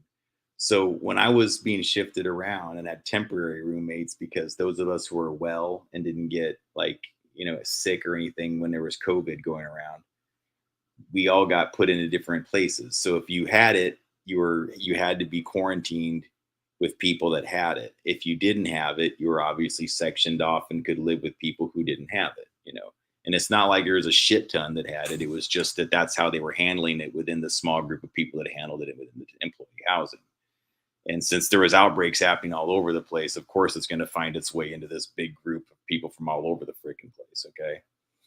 And so um and all mine registered negative, guys, still to this day. Still haven't caught this shit. Go figure. No vaxes, nothing. I don't think I'll ever get it.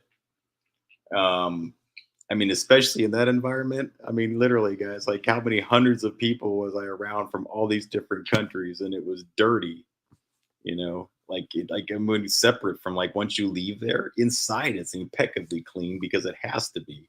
But once you leave it, all right, guys. So the pimp thing.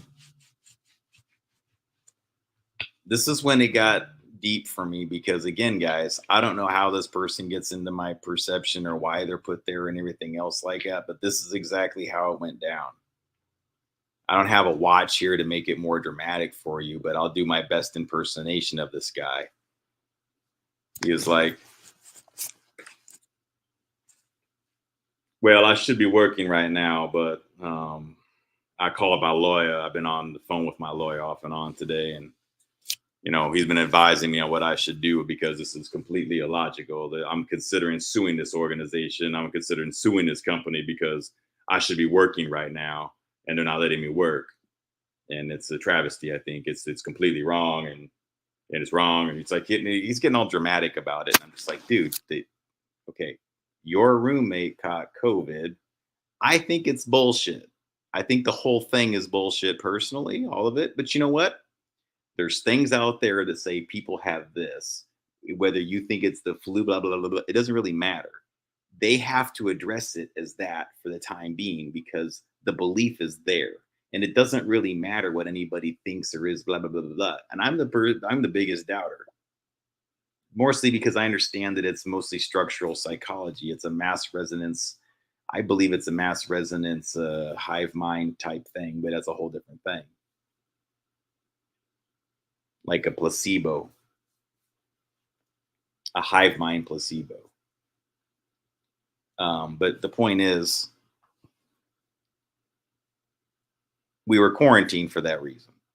And so nothing we can do about it. Guys, I wanted to work. I showed up there to work. Being told that I can't work for 3 days just because my roommate caught some shit, I understand it, but I didn't like it. So I was unhappy, but I did not go off on human resources. I didn't suddenly call a lawyer, and I didn't run around getting fucked up and angry and yelling at the moon, which is what this guy proceeded to do for the next few days while I was locked inside an apartment with him over the weekend. Now, not locked, but here's the thing, guys. On the weekend, the office staff is off. They don't deal with personnel issues, they don't handle shit. And so, if these assholes go off on the weekend or do something really unruly, you're pretty much shit out of luck as far as getting somebody to respond to it. Well, guess when this guy decides to get all unruly? Right during this quarantine outbreak. And on the weekend, he starts getting pissed drunk and just starts to talk and talk and talk and talk and talk. And then he decides he wants to come in and get to know his new roomie, me, for the next few days. I'm sharing a room with the guy. And he says, well, really, I don't need to be, doing this in the classic sense. I need a little extra money, working this and because, well, you see, I back home, my wife and I have this 24,000 square foot mansion. In fact, you can look at this watch here. He starts to take it off, do this whole dramatic thing, and he slaps his what he says is a Rolex. He claims is a Rolex, an authentic Rolex. Maybe it is. It could very well be an authentic Rolex. I didn't care, but he apparently removed it from his wrist specifically to get me to like pick it up, look at it, and inspect it, thinking that I would care enough to actually do that, which I don't. And so it did bring up the point where I'm kind of thinking at this point, okay, so your home is 24,000 square feet. Dude, do you know how many square feet 24,000 is, or are you just spitting that number out? Because that's a fucking huge house. That's like a mansion. That's like 10 average houses. In fact, that's like 10 above average houses. Like a ranch home was like 1,300, 1,200 square foot, like a modest ranch home. And a decent sized, like 4-person house, I would say, is a little over 2,000 square feet, maybe 2,000 to 2,500 square feet would be, I say, a good sized 4-person home in the suburbs. So if you're going to tell me your house is 24,000 square feet, that's about 10 4-person homes. What the fuck, dude? You're working down on the docks next to where I'm at? And you got a Rolex? Explain this to me. Well, the function of this whole trying to impress me, interesting that all this bullshit's filling up in my chat suddenly, is he proceeds at this point to basically imply that he can arrange for a meeting with a lady of the night.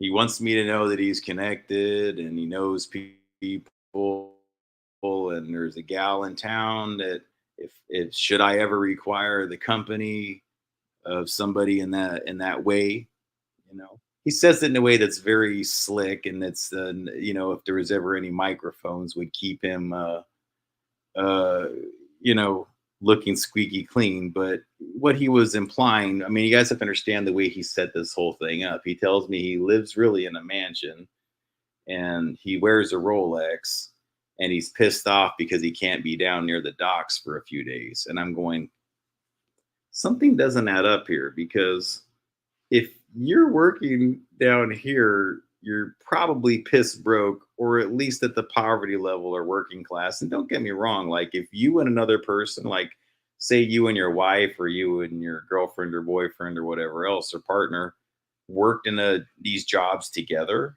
like for a 6 month harvest, two people, honestly, I got to be straight up with you. You could just bust your ass for 6 months out of the year and do almost nothing for the other 6 months and have enough money to survive on. You could, because it's that good of money if you have two people doing it at the same time. All right. So Susan says the BS artist. So this is what I'm thinking. Like, this is just some guy that has a fake Rolex and a lot of ego problems that come out, especially when he's drinking. But then there's this other part of me that's thinking to myself that, well, part of this might actually be true, even if it's exaggerated. Like, he might actually be able to, he might actually be a pimp, but he could also have been one of these crisis actors that they placed down there just to get me to like repeat some bullshit about the guy. Thinking that like, I would say this story, then people would be like, dude, who would ever work at one of these jobs for 15 bucks an hour if, you know what I'm saying? Like they had all that. And I'm going, exactly.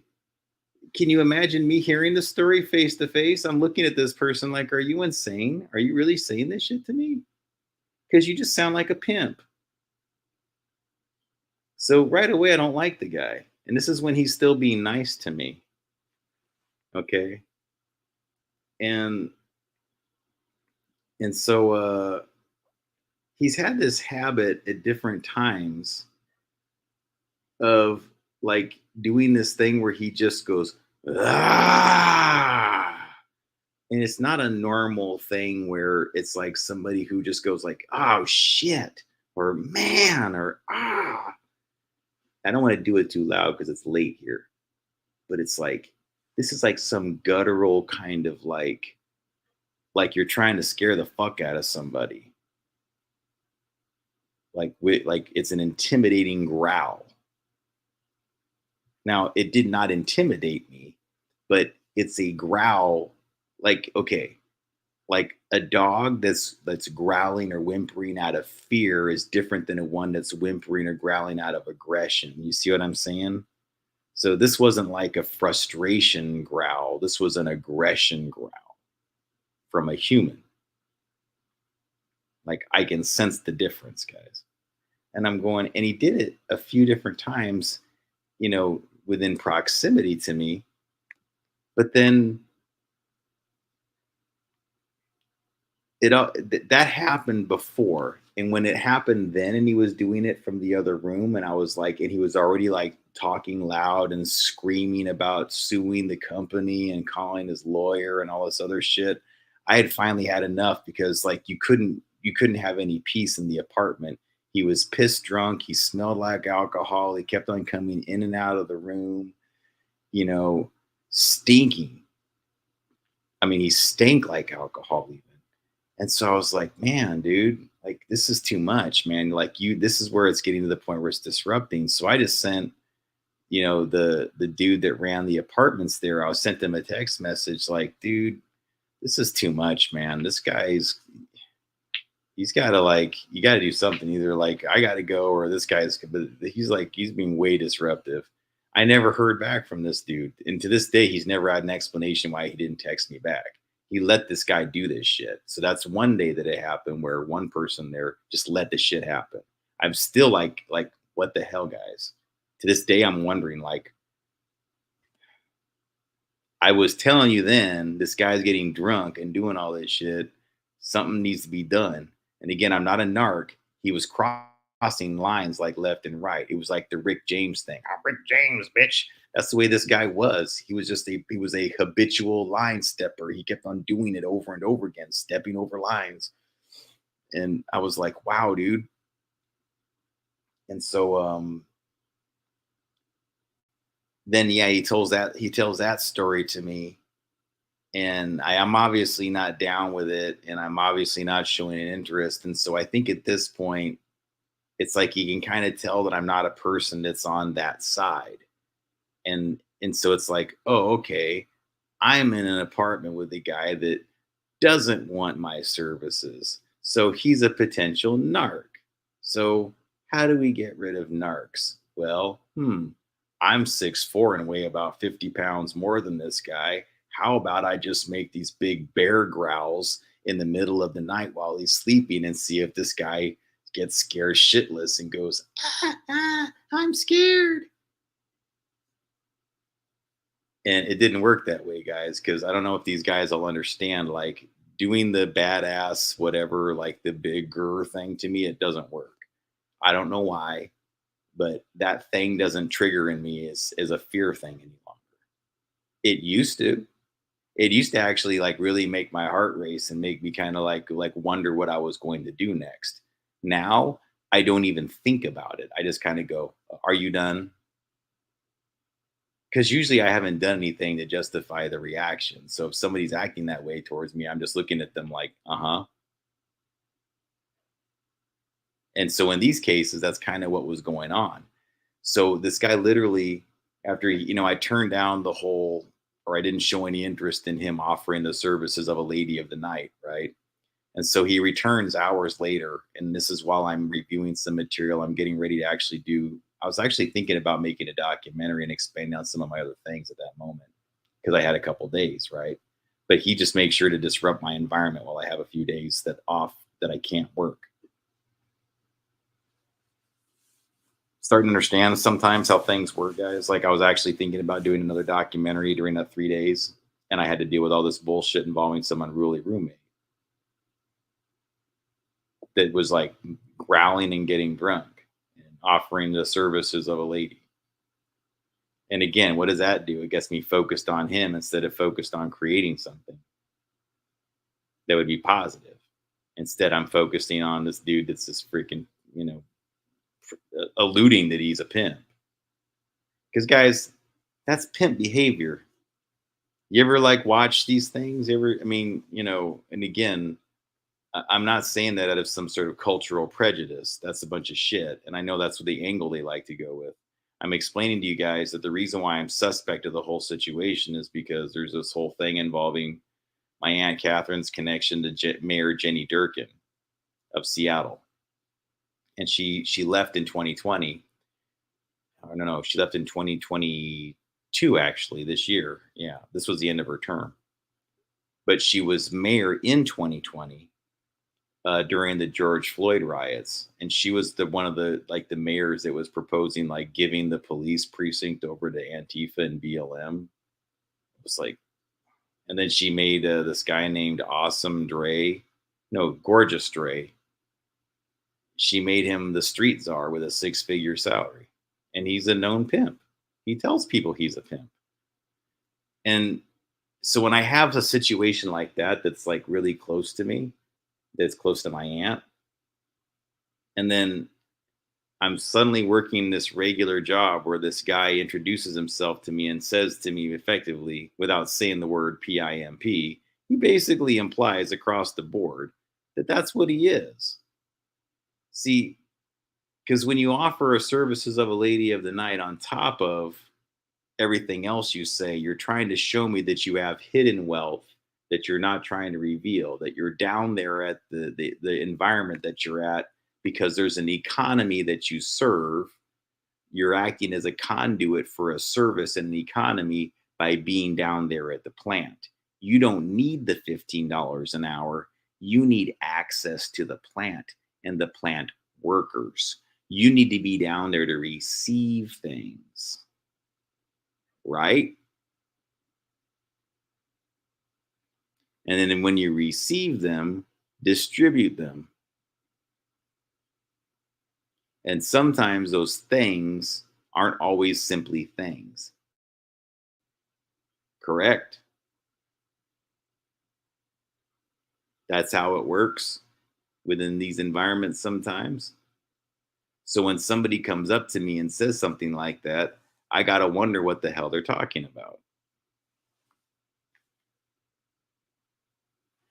So that happened, guys. That was one of the situations that happened.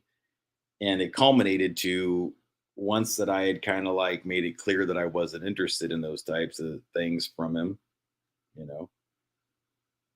that night, it was like 11 o'clock, maybe midnight, and I was just sitting down to go to sleep. I'd literally taken out my contacts, put on my glasses. I was sitting, laying down, watching the rest of this documentary, and I was really close to falling asleep. And he just like comes in and just like just like drunkenly just shoves open the door, and then like aggressively like turns on the light while I'm laying down, everything like that, leaves it on for too long, and then finally shuts it off and then lays down. And I'm like, that was completely unnecessary, but whatever. I'm not, this guy's obviously pissed drunk, just let him sleep it off. I was willing to forget the whole thing, even after he'd been already obnoxious and done a bunch of this other shit.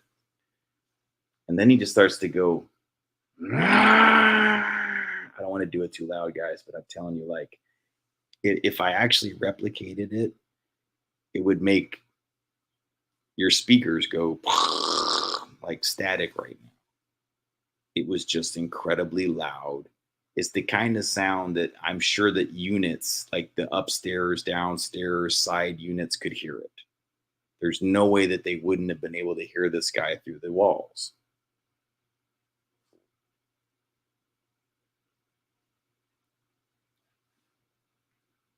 And the thing is, the guy had all these different things he was telling me about his history and his past when he was being nice to me that just didn't add up.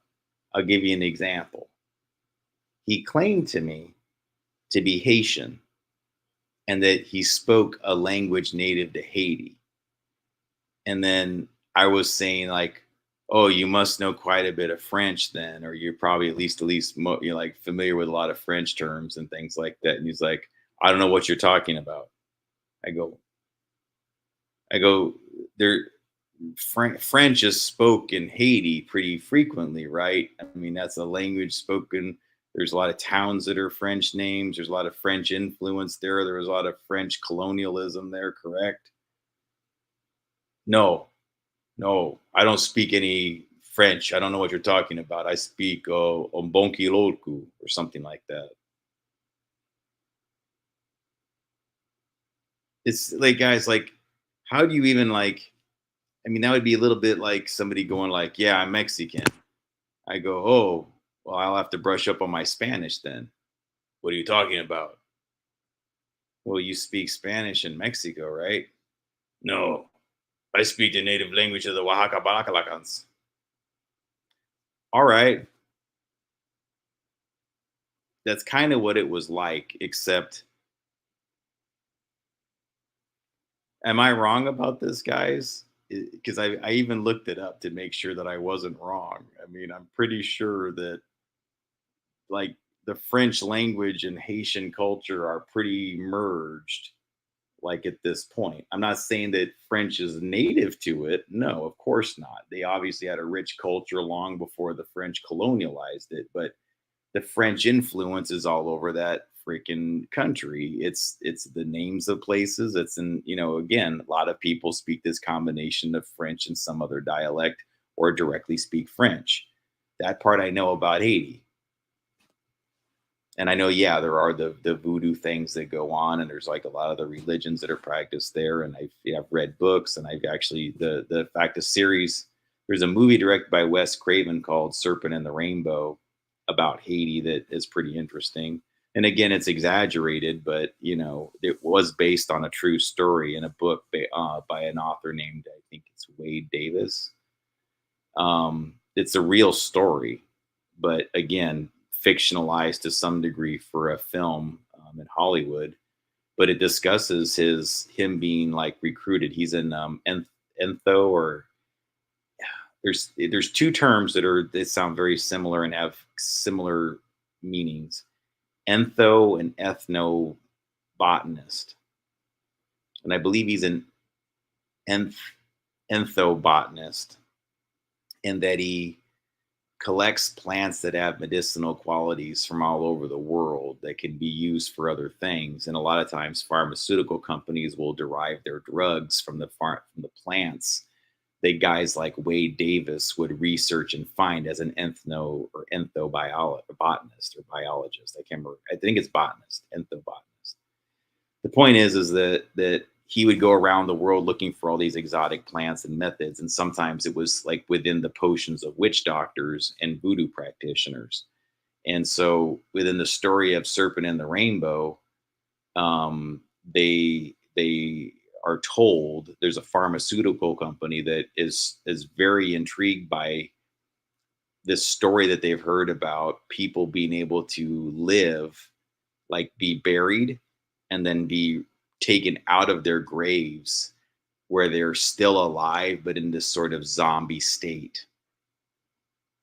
And they're really fascinated by that concept because they think they can use it for life extension and not zombification, but life extension, even though it's being used for zombification within the Haitian country. And so they send this Wade Davis within the book and the movie. In the movie, they don't, it's not as straightforward and as serious as the book is. But but in reality, yeah, like that's what they were interested in. So they would send guys that were real scientists and real people like him to go to countries like that and study like what they were doing with their rituals, and their potions and things like that. Because, and again, guys, they get results. So to say that these ancient religions that practice these things and make these potions and witchcraft things like that, they don't, guys, if you're not paying attention to what they're doing, and again, you don't have to necessarily feed your belief into it and give it energy or whatever, but it's foolish, I think, to say that it does nothing. You don't have to immerse yourself into it or learn excessively about it, but you should at least take it seriously to the point where you go like, all right, even though I don't like it or I'm not comfortable with it, I'm not going to say that it doesn't do something, because it obviously does. Because if you don't allow yourself to at least be able to believe that, then like what it takes to like we need to do things to actually combat some of the more industrial strength forms of what they do with witchcraft.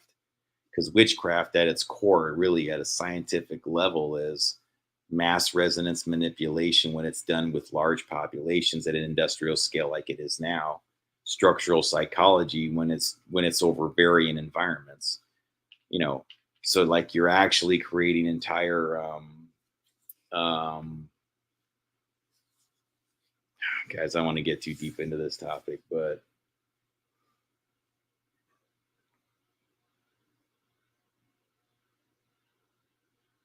yeah, I'm deviating way too far off topic, guys. But the point is that within this employee, sorry, let me get back to the employee housing thing, guys. But within the employee housing thing, like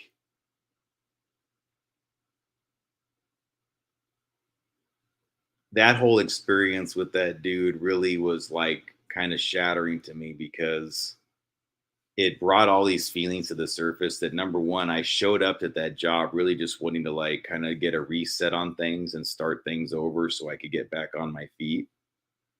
And to encounter somebody like that would get in my face so boldly and kind of tell me what they're doing, and then try to intimidate me out of being in that living in situation or staying in that work environment. And it wasn't the only time that happened, you guys. It happened again, where they would try to like make it clear to me like, all right, now you're outnumbered, and we're pretty badass. What are you gonna do? And over again, I just kept on doing like, so I'm gonna do like what I always do. I don't even know why you're trying to intimidate me. But yeah, I agree. I think here's the deal, Susan. Like you, because Susan just said he was sent in. I have a tendency to agree because my gut tells me, see, when there's real danger, I handle it appropriately. But when I feel like it's fictional danger, I don't really treat it seriously. And this guy's huge. And when he came in that room drunk, he had his chest puffed up and his fists were rolled up. And there was a time, I'm telling you, there was a time where he was doing this. He was going, come on, come on, come on, Come on. I mean, he wanted me to fight him.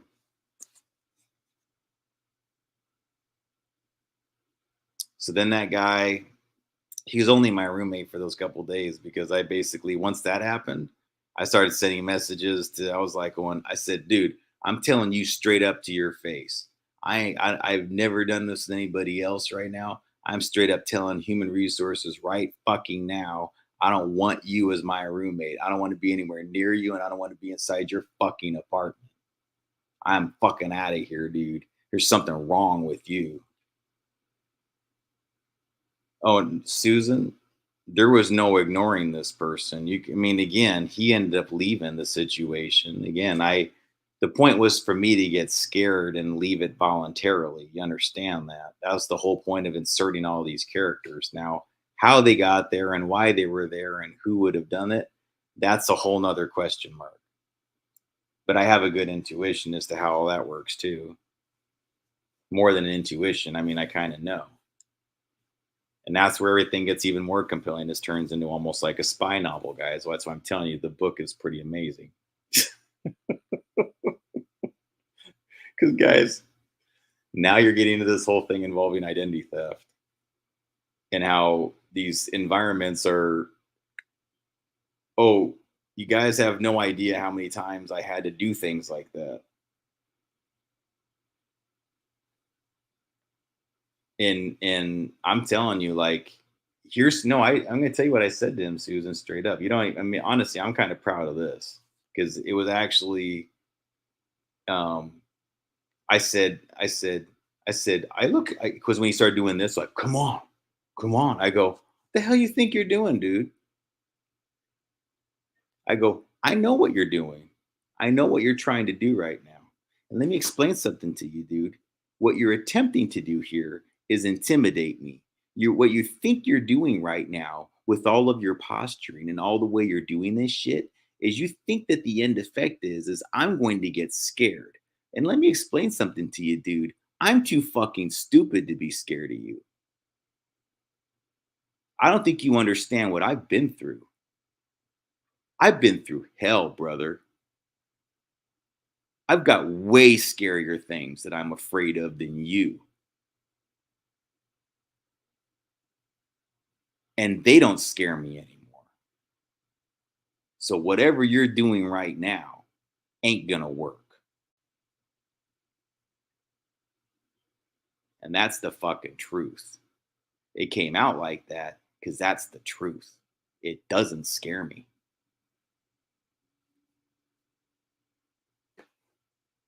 Nobody does. None of them. And that wasn't even it, you guys.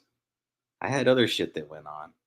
I had dudes that were from gangs that are very notorious and known globally straight up show their tats to me, puff their chests up at me, and tell me that I'm the problem and I'm the person who needs to get the fuck out.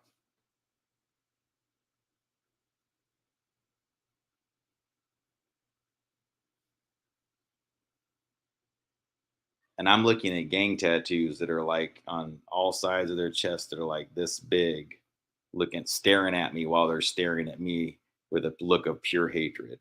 And I'm sharing a room with them.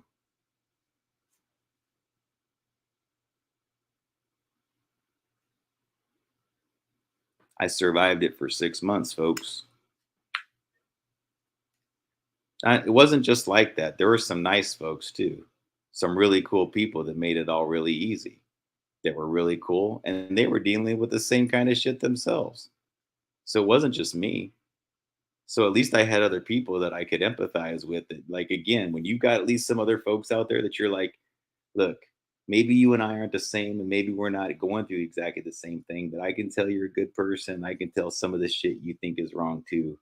So I know you're dealing with something similar. So we're cool. So I had people that were like that, that we got along super well. And then when they went, I was like, damn, dude, that sucks because that was one of the people that I thought would be like here to the end with me. And I made it all the way to the end, you guys. They had this ranking. I don't know what it was. But there was this sheet down there was I don't know if it was like some game of Survivor or whatever like that, but it's like the longer a person was there for the term of the contract, like, whoever was left on the roll sheet. And I was always like somewhere in the top 10 always. And then towards the last few months, I was in that top 5. And then towards the last couple months, I was always in the top 3. I was either number 3 or number 2. And then after like that last day when they were going to do the sign out sheet, I was there at number 1. And I don't know what that means. I just know when I left, I was number 1. I said it to the gal. I was like, "What? I did it! I did it! I'm number 1." Because it felt like a game of Survivor.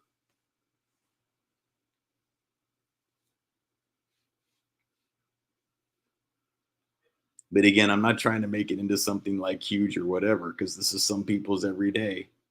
And for me, it was just a blip for 6 months. Some people deal with this type of shit like their whole lives. And having this like having no outlet to even talk about somebody with it with, or having nobody to go to, or having nobody keeping an eye on you from the sidelines. See, there's a thing like you guys, you guys. The best part about all this is they had to come after me. Guys, you know the kind of material I've done. Are you kidding me? My aunt is a Department of Justice, a retired Department of Justice attorney that has been blacklisted from the country of Russia. She's one of only 4 people blacklisted from Russia, one of only 4 people in America who are not allowed into Russia as a result of this case that she prosecuted. I've got a brother that spent a significant time doing global surveillance for dangerous threats involving nuclear materials. So, are you going to tell me? Here's the thing, guys. I backed so many different bullshit centers into a corner where their logic no longer makes sense. You see, my family has always said, Gabe, no one would ever have any interest in you or doing things like what I've just told you about. Like, those are a lot of crisis actors. Those are a lot of people that are doing weird shit around me to get away with other things. Those are distractions. Because there's something going on with uranium sales. I don't want to get too deep into that, but I'm just going to say this really quick. There's this other economy that if it weren't happening, that none of these other shit would even be possible. And that's the uranium economy. And it's because of the caves they make when they mine uranium. Those become rat lines.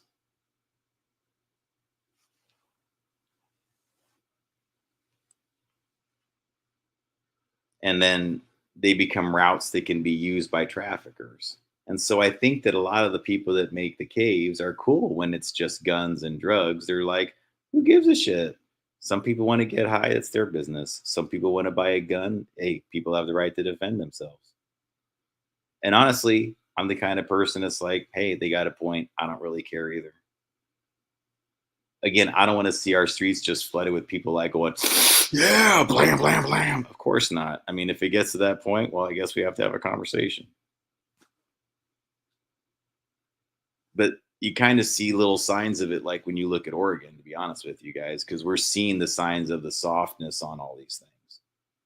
And I think that's what created a lot of the environment that I was around, man. Because, like, there's the pimp guy that happened, right? And those intimidation tactics. But the other aspect I don't want to get too deep into tonight, guys, was just all the technology things that were going on with information. And like I really learned a lot more about how they do data transfer and doping and muling and passing of files. And I already talked about it in other presentations, but like once I was there, I was like, this is to me like definitive evidence that it works this way. Because the thing I observed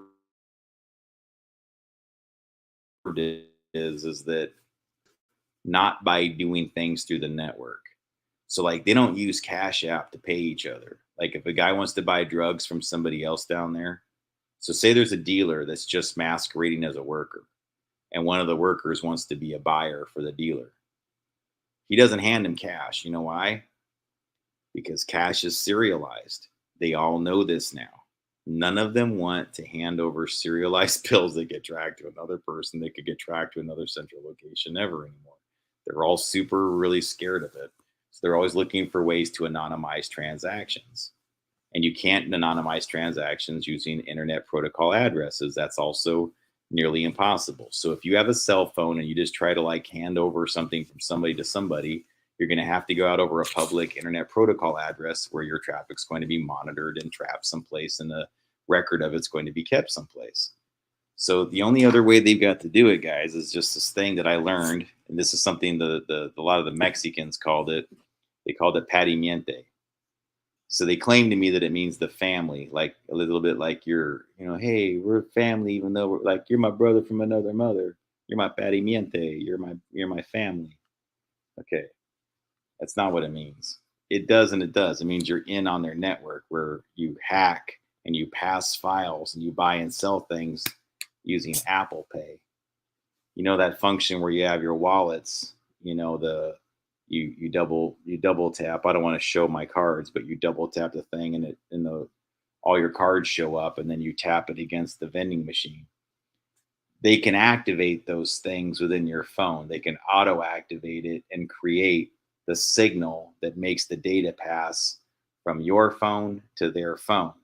When you're in a plant, in a processing place, you really can't have your phone. I mean, there's no time, guys. Like most of the time, your hands are busy, and they got to be busy the entire time you're working. You're lucky to have like a minute or two here and there where you're not doing something actively with your hands. That's why it's nearly impossible to use a cell phone if you have one there. So, you know, the Padimiente system is basically a way of, while somebody's stationary, you just get close to them, and then one user just sits there and aggressively pings their device the file, which is sometimes just simply like a cryptocurrency payment. So, say, like, let's just use a real example. Say I'm the mule or I'm the patsy. I don't want to have anything to do with this, but they don't want to use the public internet to pass something between dealer is over here and the drug buyer is over here. Let's just say it's a drug deal. The buyer has a Padimiente phone. The dealer has a Padimiente phone. Me, I have a Patsy Mule phone. I have a regular phone. So what the Padimiente people can do is they can use me as a data route to go to anonymize their transaction if it's cryptocurrency. And they can do this to anybody. I'm just giving you an example. If I'm at the plant and I'm their Patsy or I'm their mule, what they'll do is the buyer and the dealer will either do it simultaneously where they both get close, or if they're smarter, they'll try not to do it at the same time. They'll just dope your phone with the file. So the the dealer goes, or the buyer says, all right, I'm going to pay for it. And then it goes into this thing right here.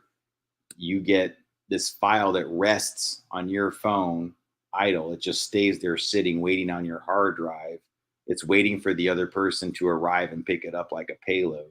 So when the dealer comes around waiting for their money, they're going to come by you later in the day going like, oh yeah, man, I'm sorry. Did I get in your way? Am I in the doorway right now? Am I still? Oh shit, I didn't mean to do that. Did you need to get through here? Like this door here? Oh, okay. Yeah, oh, yeah, go ahead now. Because they just had to stall you for like 10, 20 seconds to get the file from your phone to theirs. I would notice these things that happen across the plant all the time where people would go out of their way to walk unusually, like bizarrely slow, and they would stack like, and then he would like go like, left, right, straight thing. It's like a video game where I'm like going, look, guys, I'm not rude and I'm not even in that much of a hurry, but you seem like you're really going out of your way to keep me from getting around you, but you're also not going very fast. What's up here? They're patty-minting your phone. It's a way to keep you from going, so they can just, and they'll keep their phone in their back pocket. So you're sitting there going like this, going like, are you going to move? Well, they're just going file transfer, file transfer, file transfer, file transfer, file transfer, file transfer. And then you go to the bathroom, and then the guy that wants to get the file off your phone, all he's got to do is park himself at the urinal next to you for a little bit while your phone's in your pocket. Then it goes pick up, pick up, pick up, pick up, pick up, pick up. And he just pulled the file off the person that stalled you on in the line before. and that's patty miente. That's what the Mexicans are calling it, and it's because it's a Spanglish thing that means patty cake, baker's man, bake me a cake as fast as you can. It's if you think about it, it's kind of like this genius Spanglish thing that only this mafia family that I come from would have thought up because they love these types of Spanglish corruptions. Patty cake. So the phones go patty cake, and you bake the file into the phone. That's like Tor browsing. You put seeds of the files into the phone. Seed, seed, seed, seed, seed, seed, seed, seed. Then it turns into a whole file. Patty cake, baker's man. Yeah. So Susan's got it right. Pickpocketing technique, the Stalin bump. Okay. So I'm telling you that when I was there, that's when I'm like, some of these motherfuckers were professional pickpockets that are doing this. They're experts at this. And there were some times where they would do like really like creepy shit, like creep up out of nowhere and like come up right behind you at a door and slip in behind you and be like standing behind you, be like, whoa, I am really good at sensing people, and I did not detect you until you were right on my fucking tail.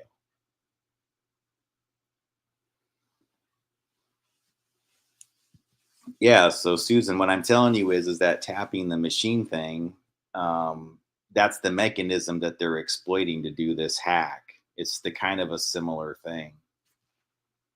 And they're just using it to where instead of it going out over a network, they use so say that it was you, Susan, like you became the person of interest. You became this is what that program that we don't like to say the name of is. This is what I really think that a lot of it's about. It's about using people as data mules in whatever. And I think sometimes all it could be is that your phone has a big enough hard drive and enough storage space on it for them to do it. It could be something as stupid as that. They could put you on their person of interest list. I mean, you don't even have to be a person that has like rare organs or something strange like that. So that's more of the dark side technology things that I was uncovering, and that has a whole nother dynamic to it that I can get into. But that's going to require that I do like a presentation, guys. In fact, I think what I'm going to do is I'm going to use some of that software that I was telling you about.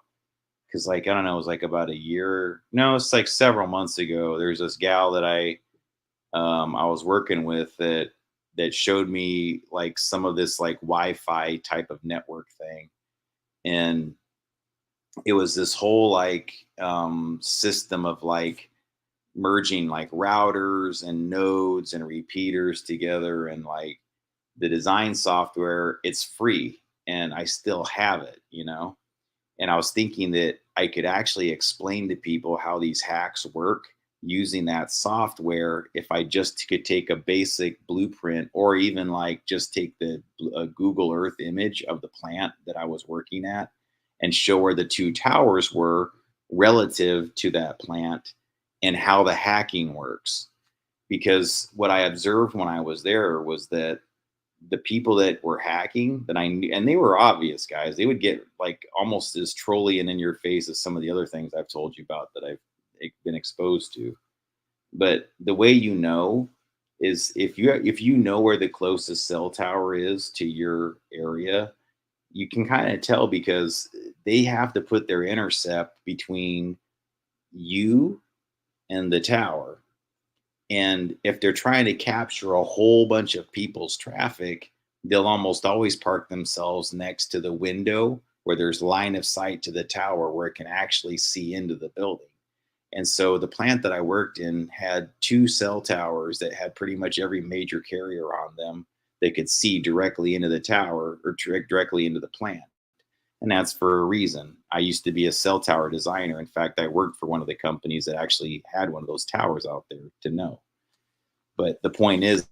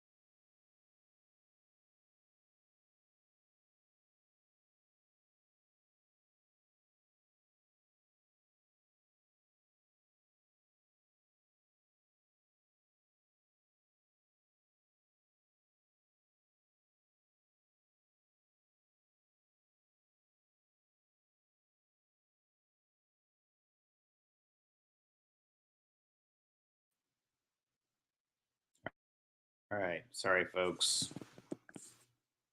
Problem with the internet.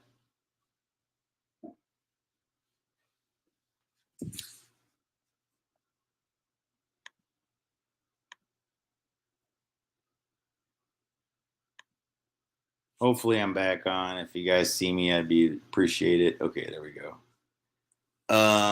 Yeah. So what I was explaining to you guys is that I could use this software probably to explain the technicals of it. Because when I was doing cell tower design, like the whole point of like having cell towers that were close to a plant like that was that we were trying to address the areas where the most calls and the highest concentrations were. And we knew in advance that places like that we had to address. Like we literally would make it part of our design. When we were trying to think about areas that we were going to design cell towers in, we would intentionally find the places that were closest to where there would be high concentrations of workers, just like an area like that, which is precisely why you find two towers that are right next to each other and both aimed right at that plant and the lumber yard. That's where there's the highest concentration of workers, where you have the greatest capacity needs, and you want to have the most coverage and the most reliable coverage to where they don't even have to question whether or not they're going to get a call out when they push send. And I have to say, the coverage is pretty stellar all throughout that area from every carrier. There's almost no place in the plant where you can't make a call or you can't find signal. And there's almost no place in the surrounding area where you can't. It's actually really good coverage around there. So it's a tactic of the hackers to place themselves where there's the most porous points in the building, which is sealed, right? The building's sealed all the way around. It has these walls and everything. So they're going to win and be by the points where fish come in and there's a port where there's like a hole in the building. That's a pore within the building where radio frequency can leak through a lot easier.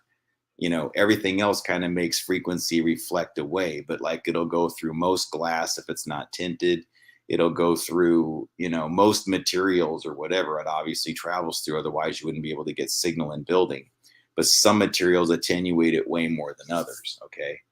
And the more experienced people that hack, they know they got to be by the windows, and they'll put themselves in places where they just hang out. And this is the thing I noticed. There was these groups, you can tell the ones because they shared common places of origin, or they were people that arrived together at the same time, and they had the same tactics of setting themselves up like pillars and gateways in common traffic areas and just hanging out by the window and just drinking their coffee in a really unusual way, and always hanging out there tapping their cell phones as people walk by. And I'm like going,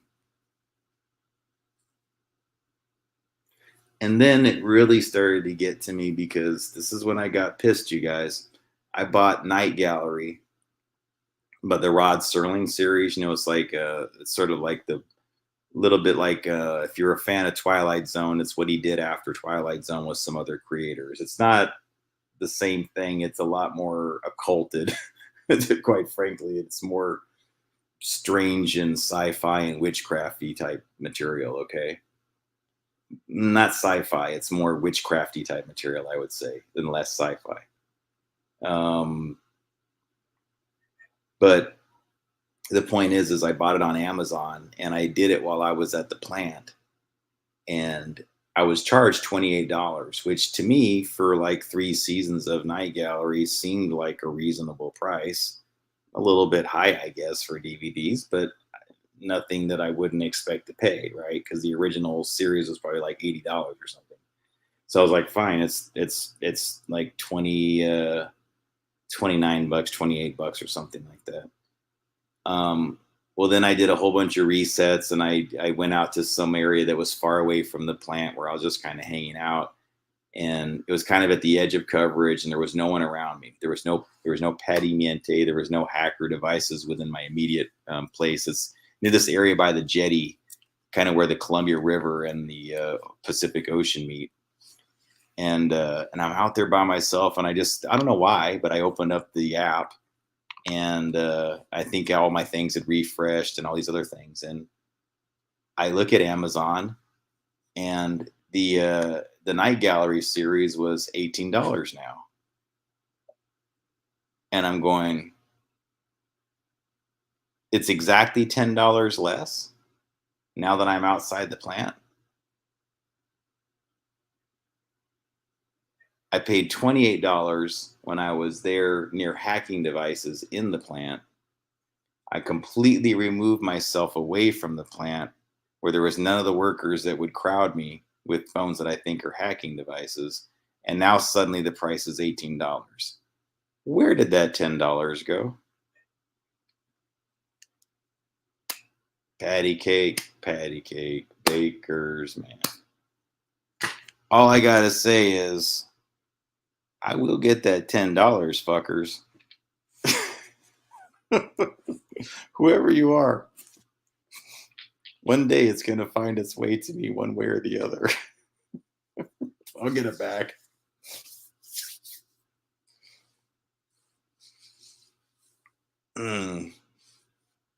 Anyways.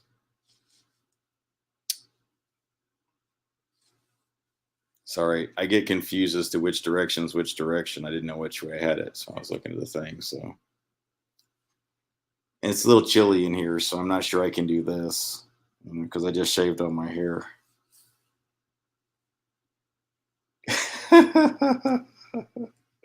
Susan's like, "Get your $10." Yeah, I'd like to. I was pissed, man. It did actually kind of piss me off because I was like, man, because the job basically, I mean, it pays $15 an hour. So, that's not a little bit of time to be working that hard. Like, it takes a while to get to the money that, it's like a good solid 2 hours for me to earn the money to even buy that freaking DVD. Not that I should be even getting them right now. I still should be focused on other things and whatever. But again, I was just trying to like find something to make myself entertained, in between things, because I had no television, no internet except for my cell phone. I mean, guys, like not even having a television to like watch things on, just like my laptop, that was it. But it didn't connect to the internet. It's my laptop without a connection to the internet. All I can do is a hotspot on my phone, and even that has a limited internet connection. Like if you even like, I would say if I streamed Roku like after work for like 4 or 5 days, that would eat up pretty much all my hotspot. So I couldn't ever risk just like carelessly streaming things on the internet using my mobile hotspot, because it could make it to where I couldn't use internet to do basic things with my computer. So it's again having to use internet like it's a precious resource, like it's drinking water or something like that. I mean, that was kind of like the situation. I need a little Pepsi.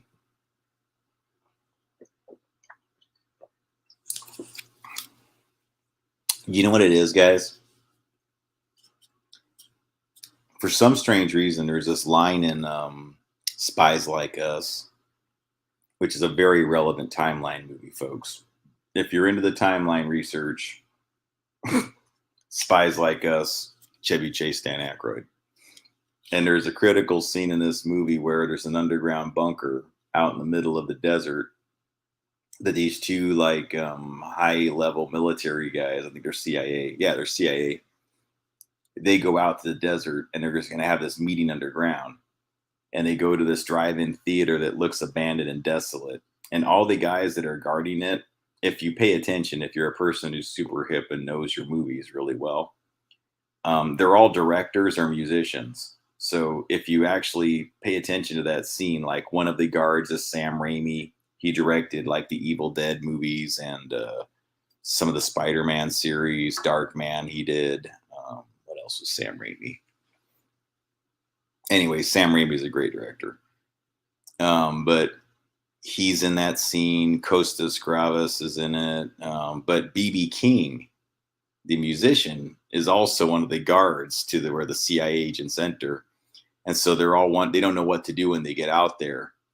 And they're all like, each one of the directors is playing like an armed guard and everything like that. And B.B. King is the one, the guy goes, "Why don't you have yourselves a Pepsi?" And there's this, for some strange reason, this just like it rings in me sometimes at these critical moments where I'm going to do something and I go, for some, and that line hits me and goes, "Why don't you have yourself a Pepsi?" And it seems like it's important for me to have a Pepsi at that moment, and I don't know why. I'm not trying to advertise for them, guys. I have no vested interest in Pepsi. I'm not even that huge of a fan. I actually drink Dr. Pepper more than I do Pepsi. So why I'm drinking it now, I don't know. Did who do Ghostbusters? Sam Raimi? No, that was Ghostbusters was I believe Ivan Reitman. If it wasn't Ivan Reitman, it was John Landis, but I'm pretty sure it was Ivan Reitman. Let me make sure. Oh, John Landis. Okay, Ghostbusters of John Landis. I know it was one or the other. It was either those two. I sometimes get their projects crossed. So John Landis makes more sense.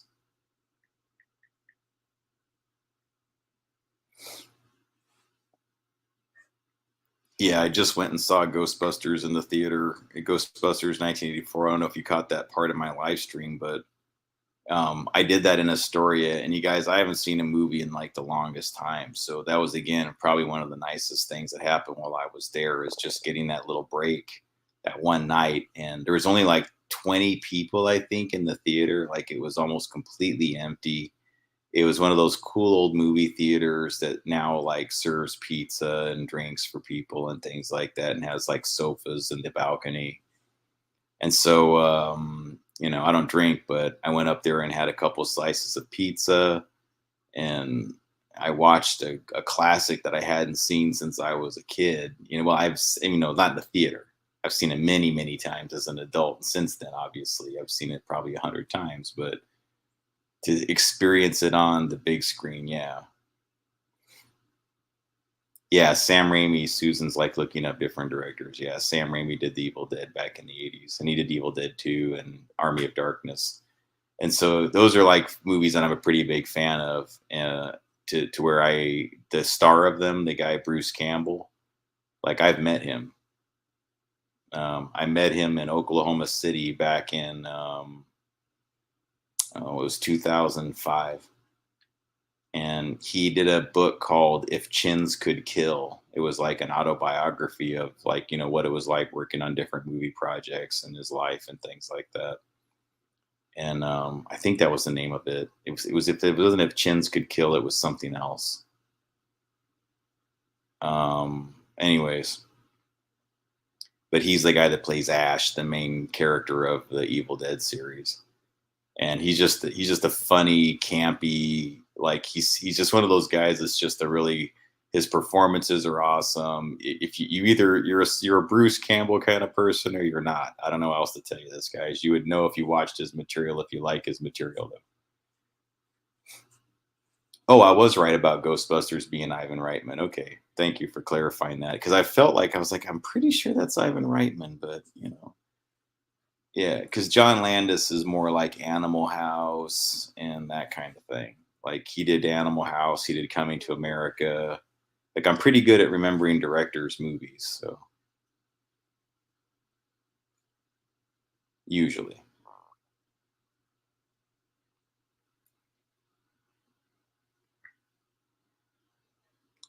I'll probably start to close up the stream here though, guys, because 3 hours was probably way more than I wanted it to be. But I shared a little bit of the you know what? I didn't even get it all in the Don CodLeon. I just talked about the living the 6 months as a seafood processor. I tried to give you guys a little bit of it. I mean, I couldn't possibly do all of it tonight, but there was all that. But I mean, I don't want to leave it on that note, guys. I mean, I want you to know, like, yeah, there was that happening, and that was distracting, I think. And I wish that hadn't have been there because outside of that, and it was just like a really great hard-working experience when it comes to just like the basics of that part. Like I was really happy with doing something that I don't know that was that rigorous and that you know intense. It felt good, and I'm in great shape. I'm telling you, man. I went up and down 5 steps of stairs, and there's a way that like you hold your balance because everything's slippery and you have to learn how to always, I don't know what it is. Like I've never been a dancer, you know. I'm not a person that like dances, but there's like a way you have to learn how to flow into the switches and like move around. And so I had an almost like Fred Astaire way of going up and down the steps because you have to keep your balance. And so just to like keep myself active and busy, I did like a lot of sit-ups and pull-ups and push-ups type exercises that gave a lot of unusual exercises to a lot of my different muscle groups. And so I just really built up my chest and all these muscles up here like way, way more than they've ever been. Like I've never had this much um muscle growth up in my chest area and just general strength there and in my arms, like all of it like is really like just really good and fit. And I didn't have to do any weightlifting or do any special whatever. I just had to like be on those steps, clicking those switches, going up, down, and then like balancing yourself. I just challenged myself to maintain my balance all the time and always put myself into these situations to where I would have to like, pull myself up from over here, pull myself up from over here all day long. And I just did this all day, all day, all day, all day. And eventually it just helped, you know, bring back in, yeah, like beyond a stairmaster. I'm telling you, like it improved my calves. My legs are still uglier than as hell because they're just haggard from being beaten up all these years. But but it did help my upper body strength and things like that. So that's good. I don't feel like, I mean, I feel like I can like more defend myself and I'm in a stronger position. Like I'm not as I don't have as much jelly and things like that, you know. I don't know. I didn't really worry excessively about like that, like defending myself ever. That hasn't really been that big of a concern. But I like just knowing that if it's ever like a, challenging situation, that I can get out of it or manage my way through it. So I feel like now that definitely that I have the skills to do it, especially after being through some strange situations like that, guys. Because there's a couple of times there it got pretty intense where I really thought something bad was going to happen, but it didn't. And I got good guidance from the sidelines. And there was always somebody there, like every day I was trying to say, like on my last stream, there was just some people that kind of reminded me that there's just still good things in the world, and there's still things to be hopeful about. And I think probably one of the nicest things was like I passed through every day and there was this one gal that like you had to get your gloves and your plastic gloves from and like your mask from. And she was a Mexican gal. And almost the whole time she had to wear a mask. But she was really pretty. I won't lie to you. She's a lot, yeah, I mean, not not inappropriately younger than me, but I know she probably was like in her early 30s, so probably significantly younger than me. But I never saw hardly ever her face, not towards the end of when she worked there. She always just had this mask on like this. But every time I'd pass through the line and I would approach, I could see her eyes going like, doing this smiling thing, with this really cheerful way. And we would have these nice exchanges and she would teach me a little bit of Spanish. And then I would tell her like, I need to learn more Spanish. I'm horrible at it. And one time I showed her, like the clips that I could sing in Spanish and things like that, and so that was nice, just having those like really nice conversations and just seeing, I think sometimes just seeing a face, even if this part was obscured, there was something about the way that when I passed through that line a few times a day, seeing somebody's eyes just kind of doing like you didn't see the smile, but the eyes did it, you know. I think I called her smiling eyes one time just because I was like, yeah, she's got smiling eyes, that's not everybody's eyes do that.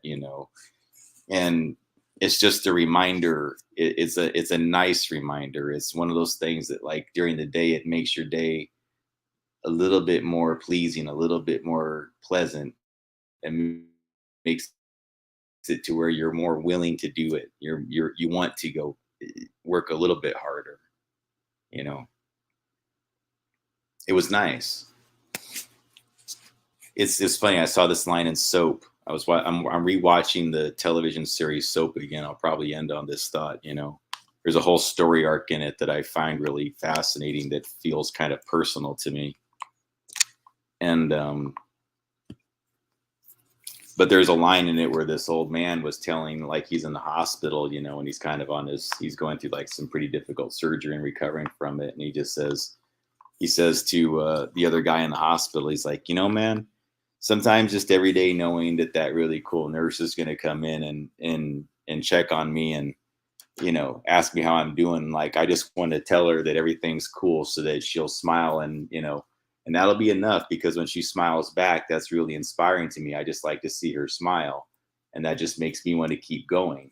Something just as simple as a nice, sweet smile. And so what I'm trying to do is what it did for me. What that did for me was when I went to my other job and I was encountering more people and seeing more people, it started to change me. Like the things that bothered me before and that I got impatient about before, those things started to slowly chip away over time. And it got to be easier to be humorous and to find the joy in life, even when things were super challenging. I was busting my ass and I'd never really, it's been a long time since I really put in that much time, but like I was still trying to find ways to like be nice and be happy. They didn't always succeed, guys. I'm not perfect, but I found other people out there that were doing the same thing. They would find humor with me. And so we would be going through our lives and we would encounter each other at these different places doing our shitty jobs and still like see each other eye to eye and go like, "Shh, you're cool. And you just made a joke that was trying to make me laugh a little bit. And I appreciate that. And I like you. And I think that you like me back. And that just makes me feel good that we're both two people that we're just trying to make the best out of the situation that we're in. And I appreciate you." And I said that to somebody before I left. I'm like, you know what? I appreciate you. You made this job way more fun. And I want to thank you for that. And I want to thank you all for making these streams way more fun for me and making my life way better and for listening to all my crazy stories. So I'm going to end on that note. Have a good night, everybody.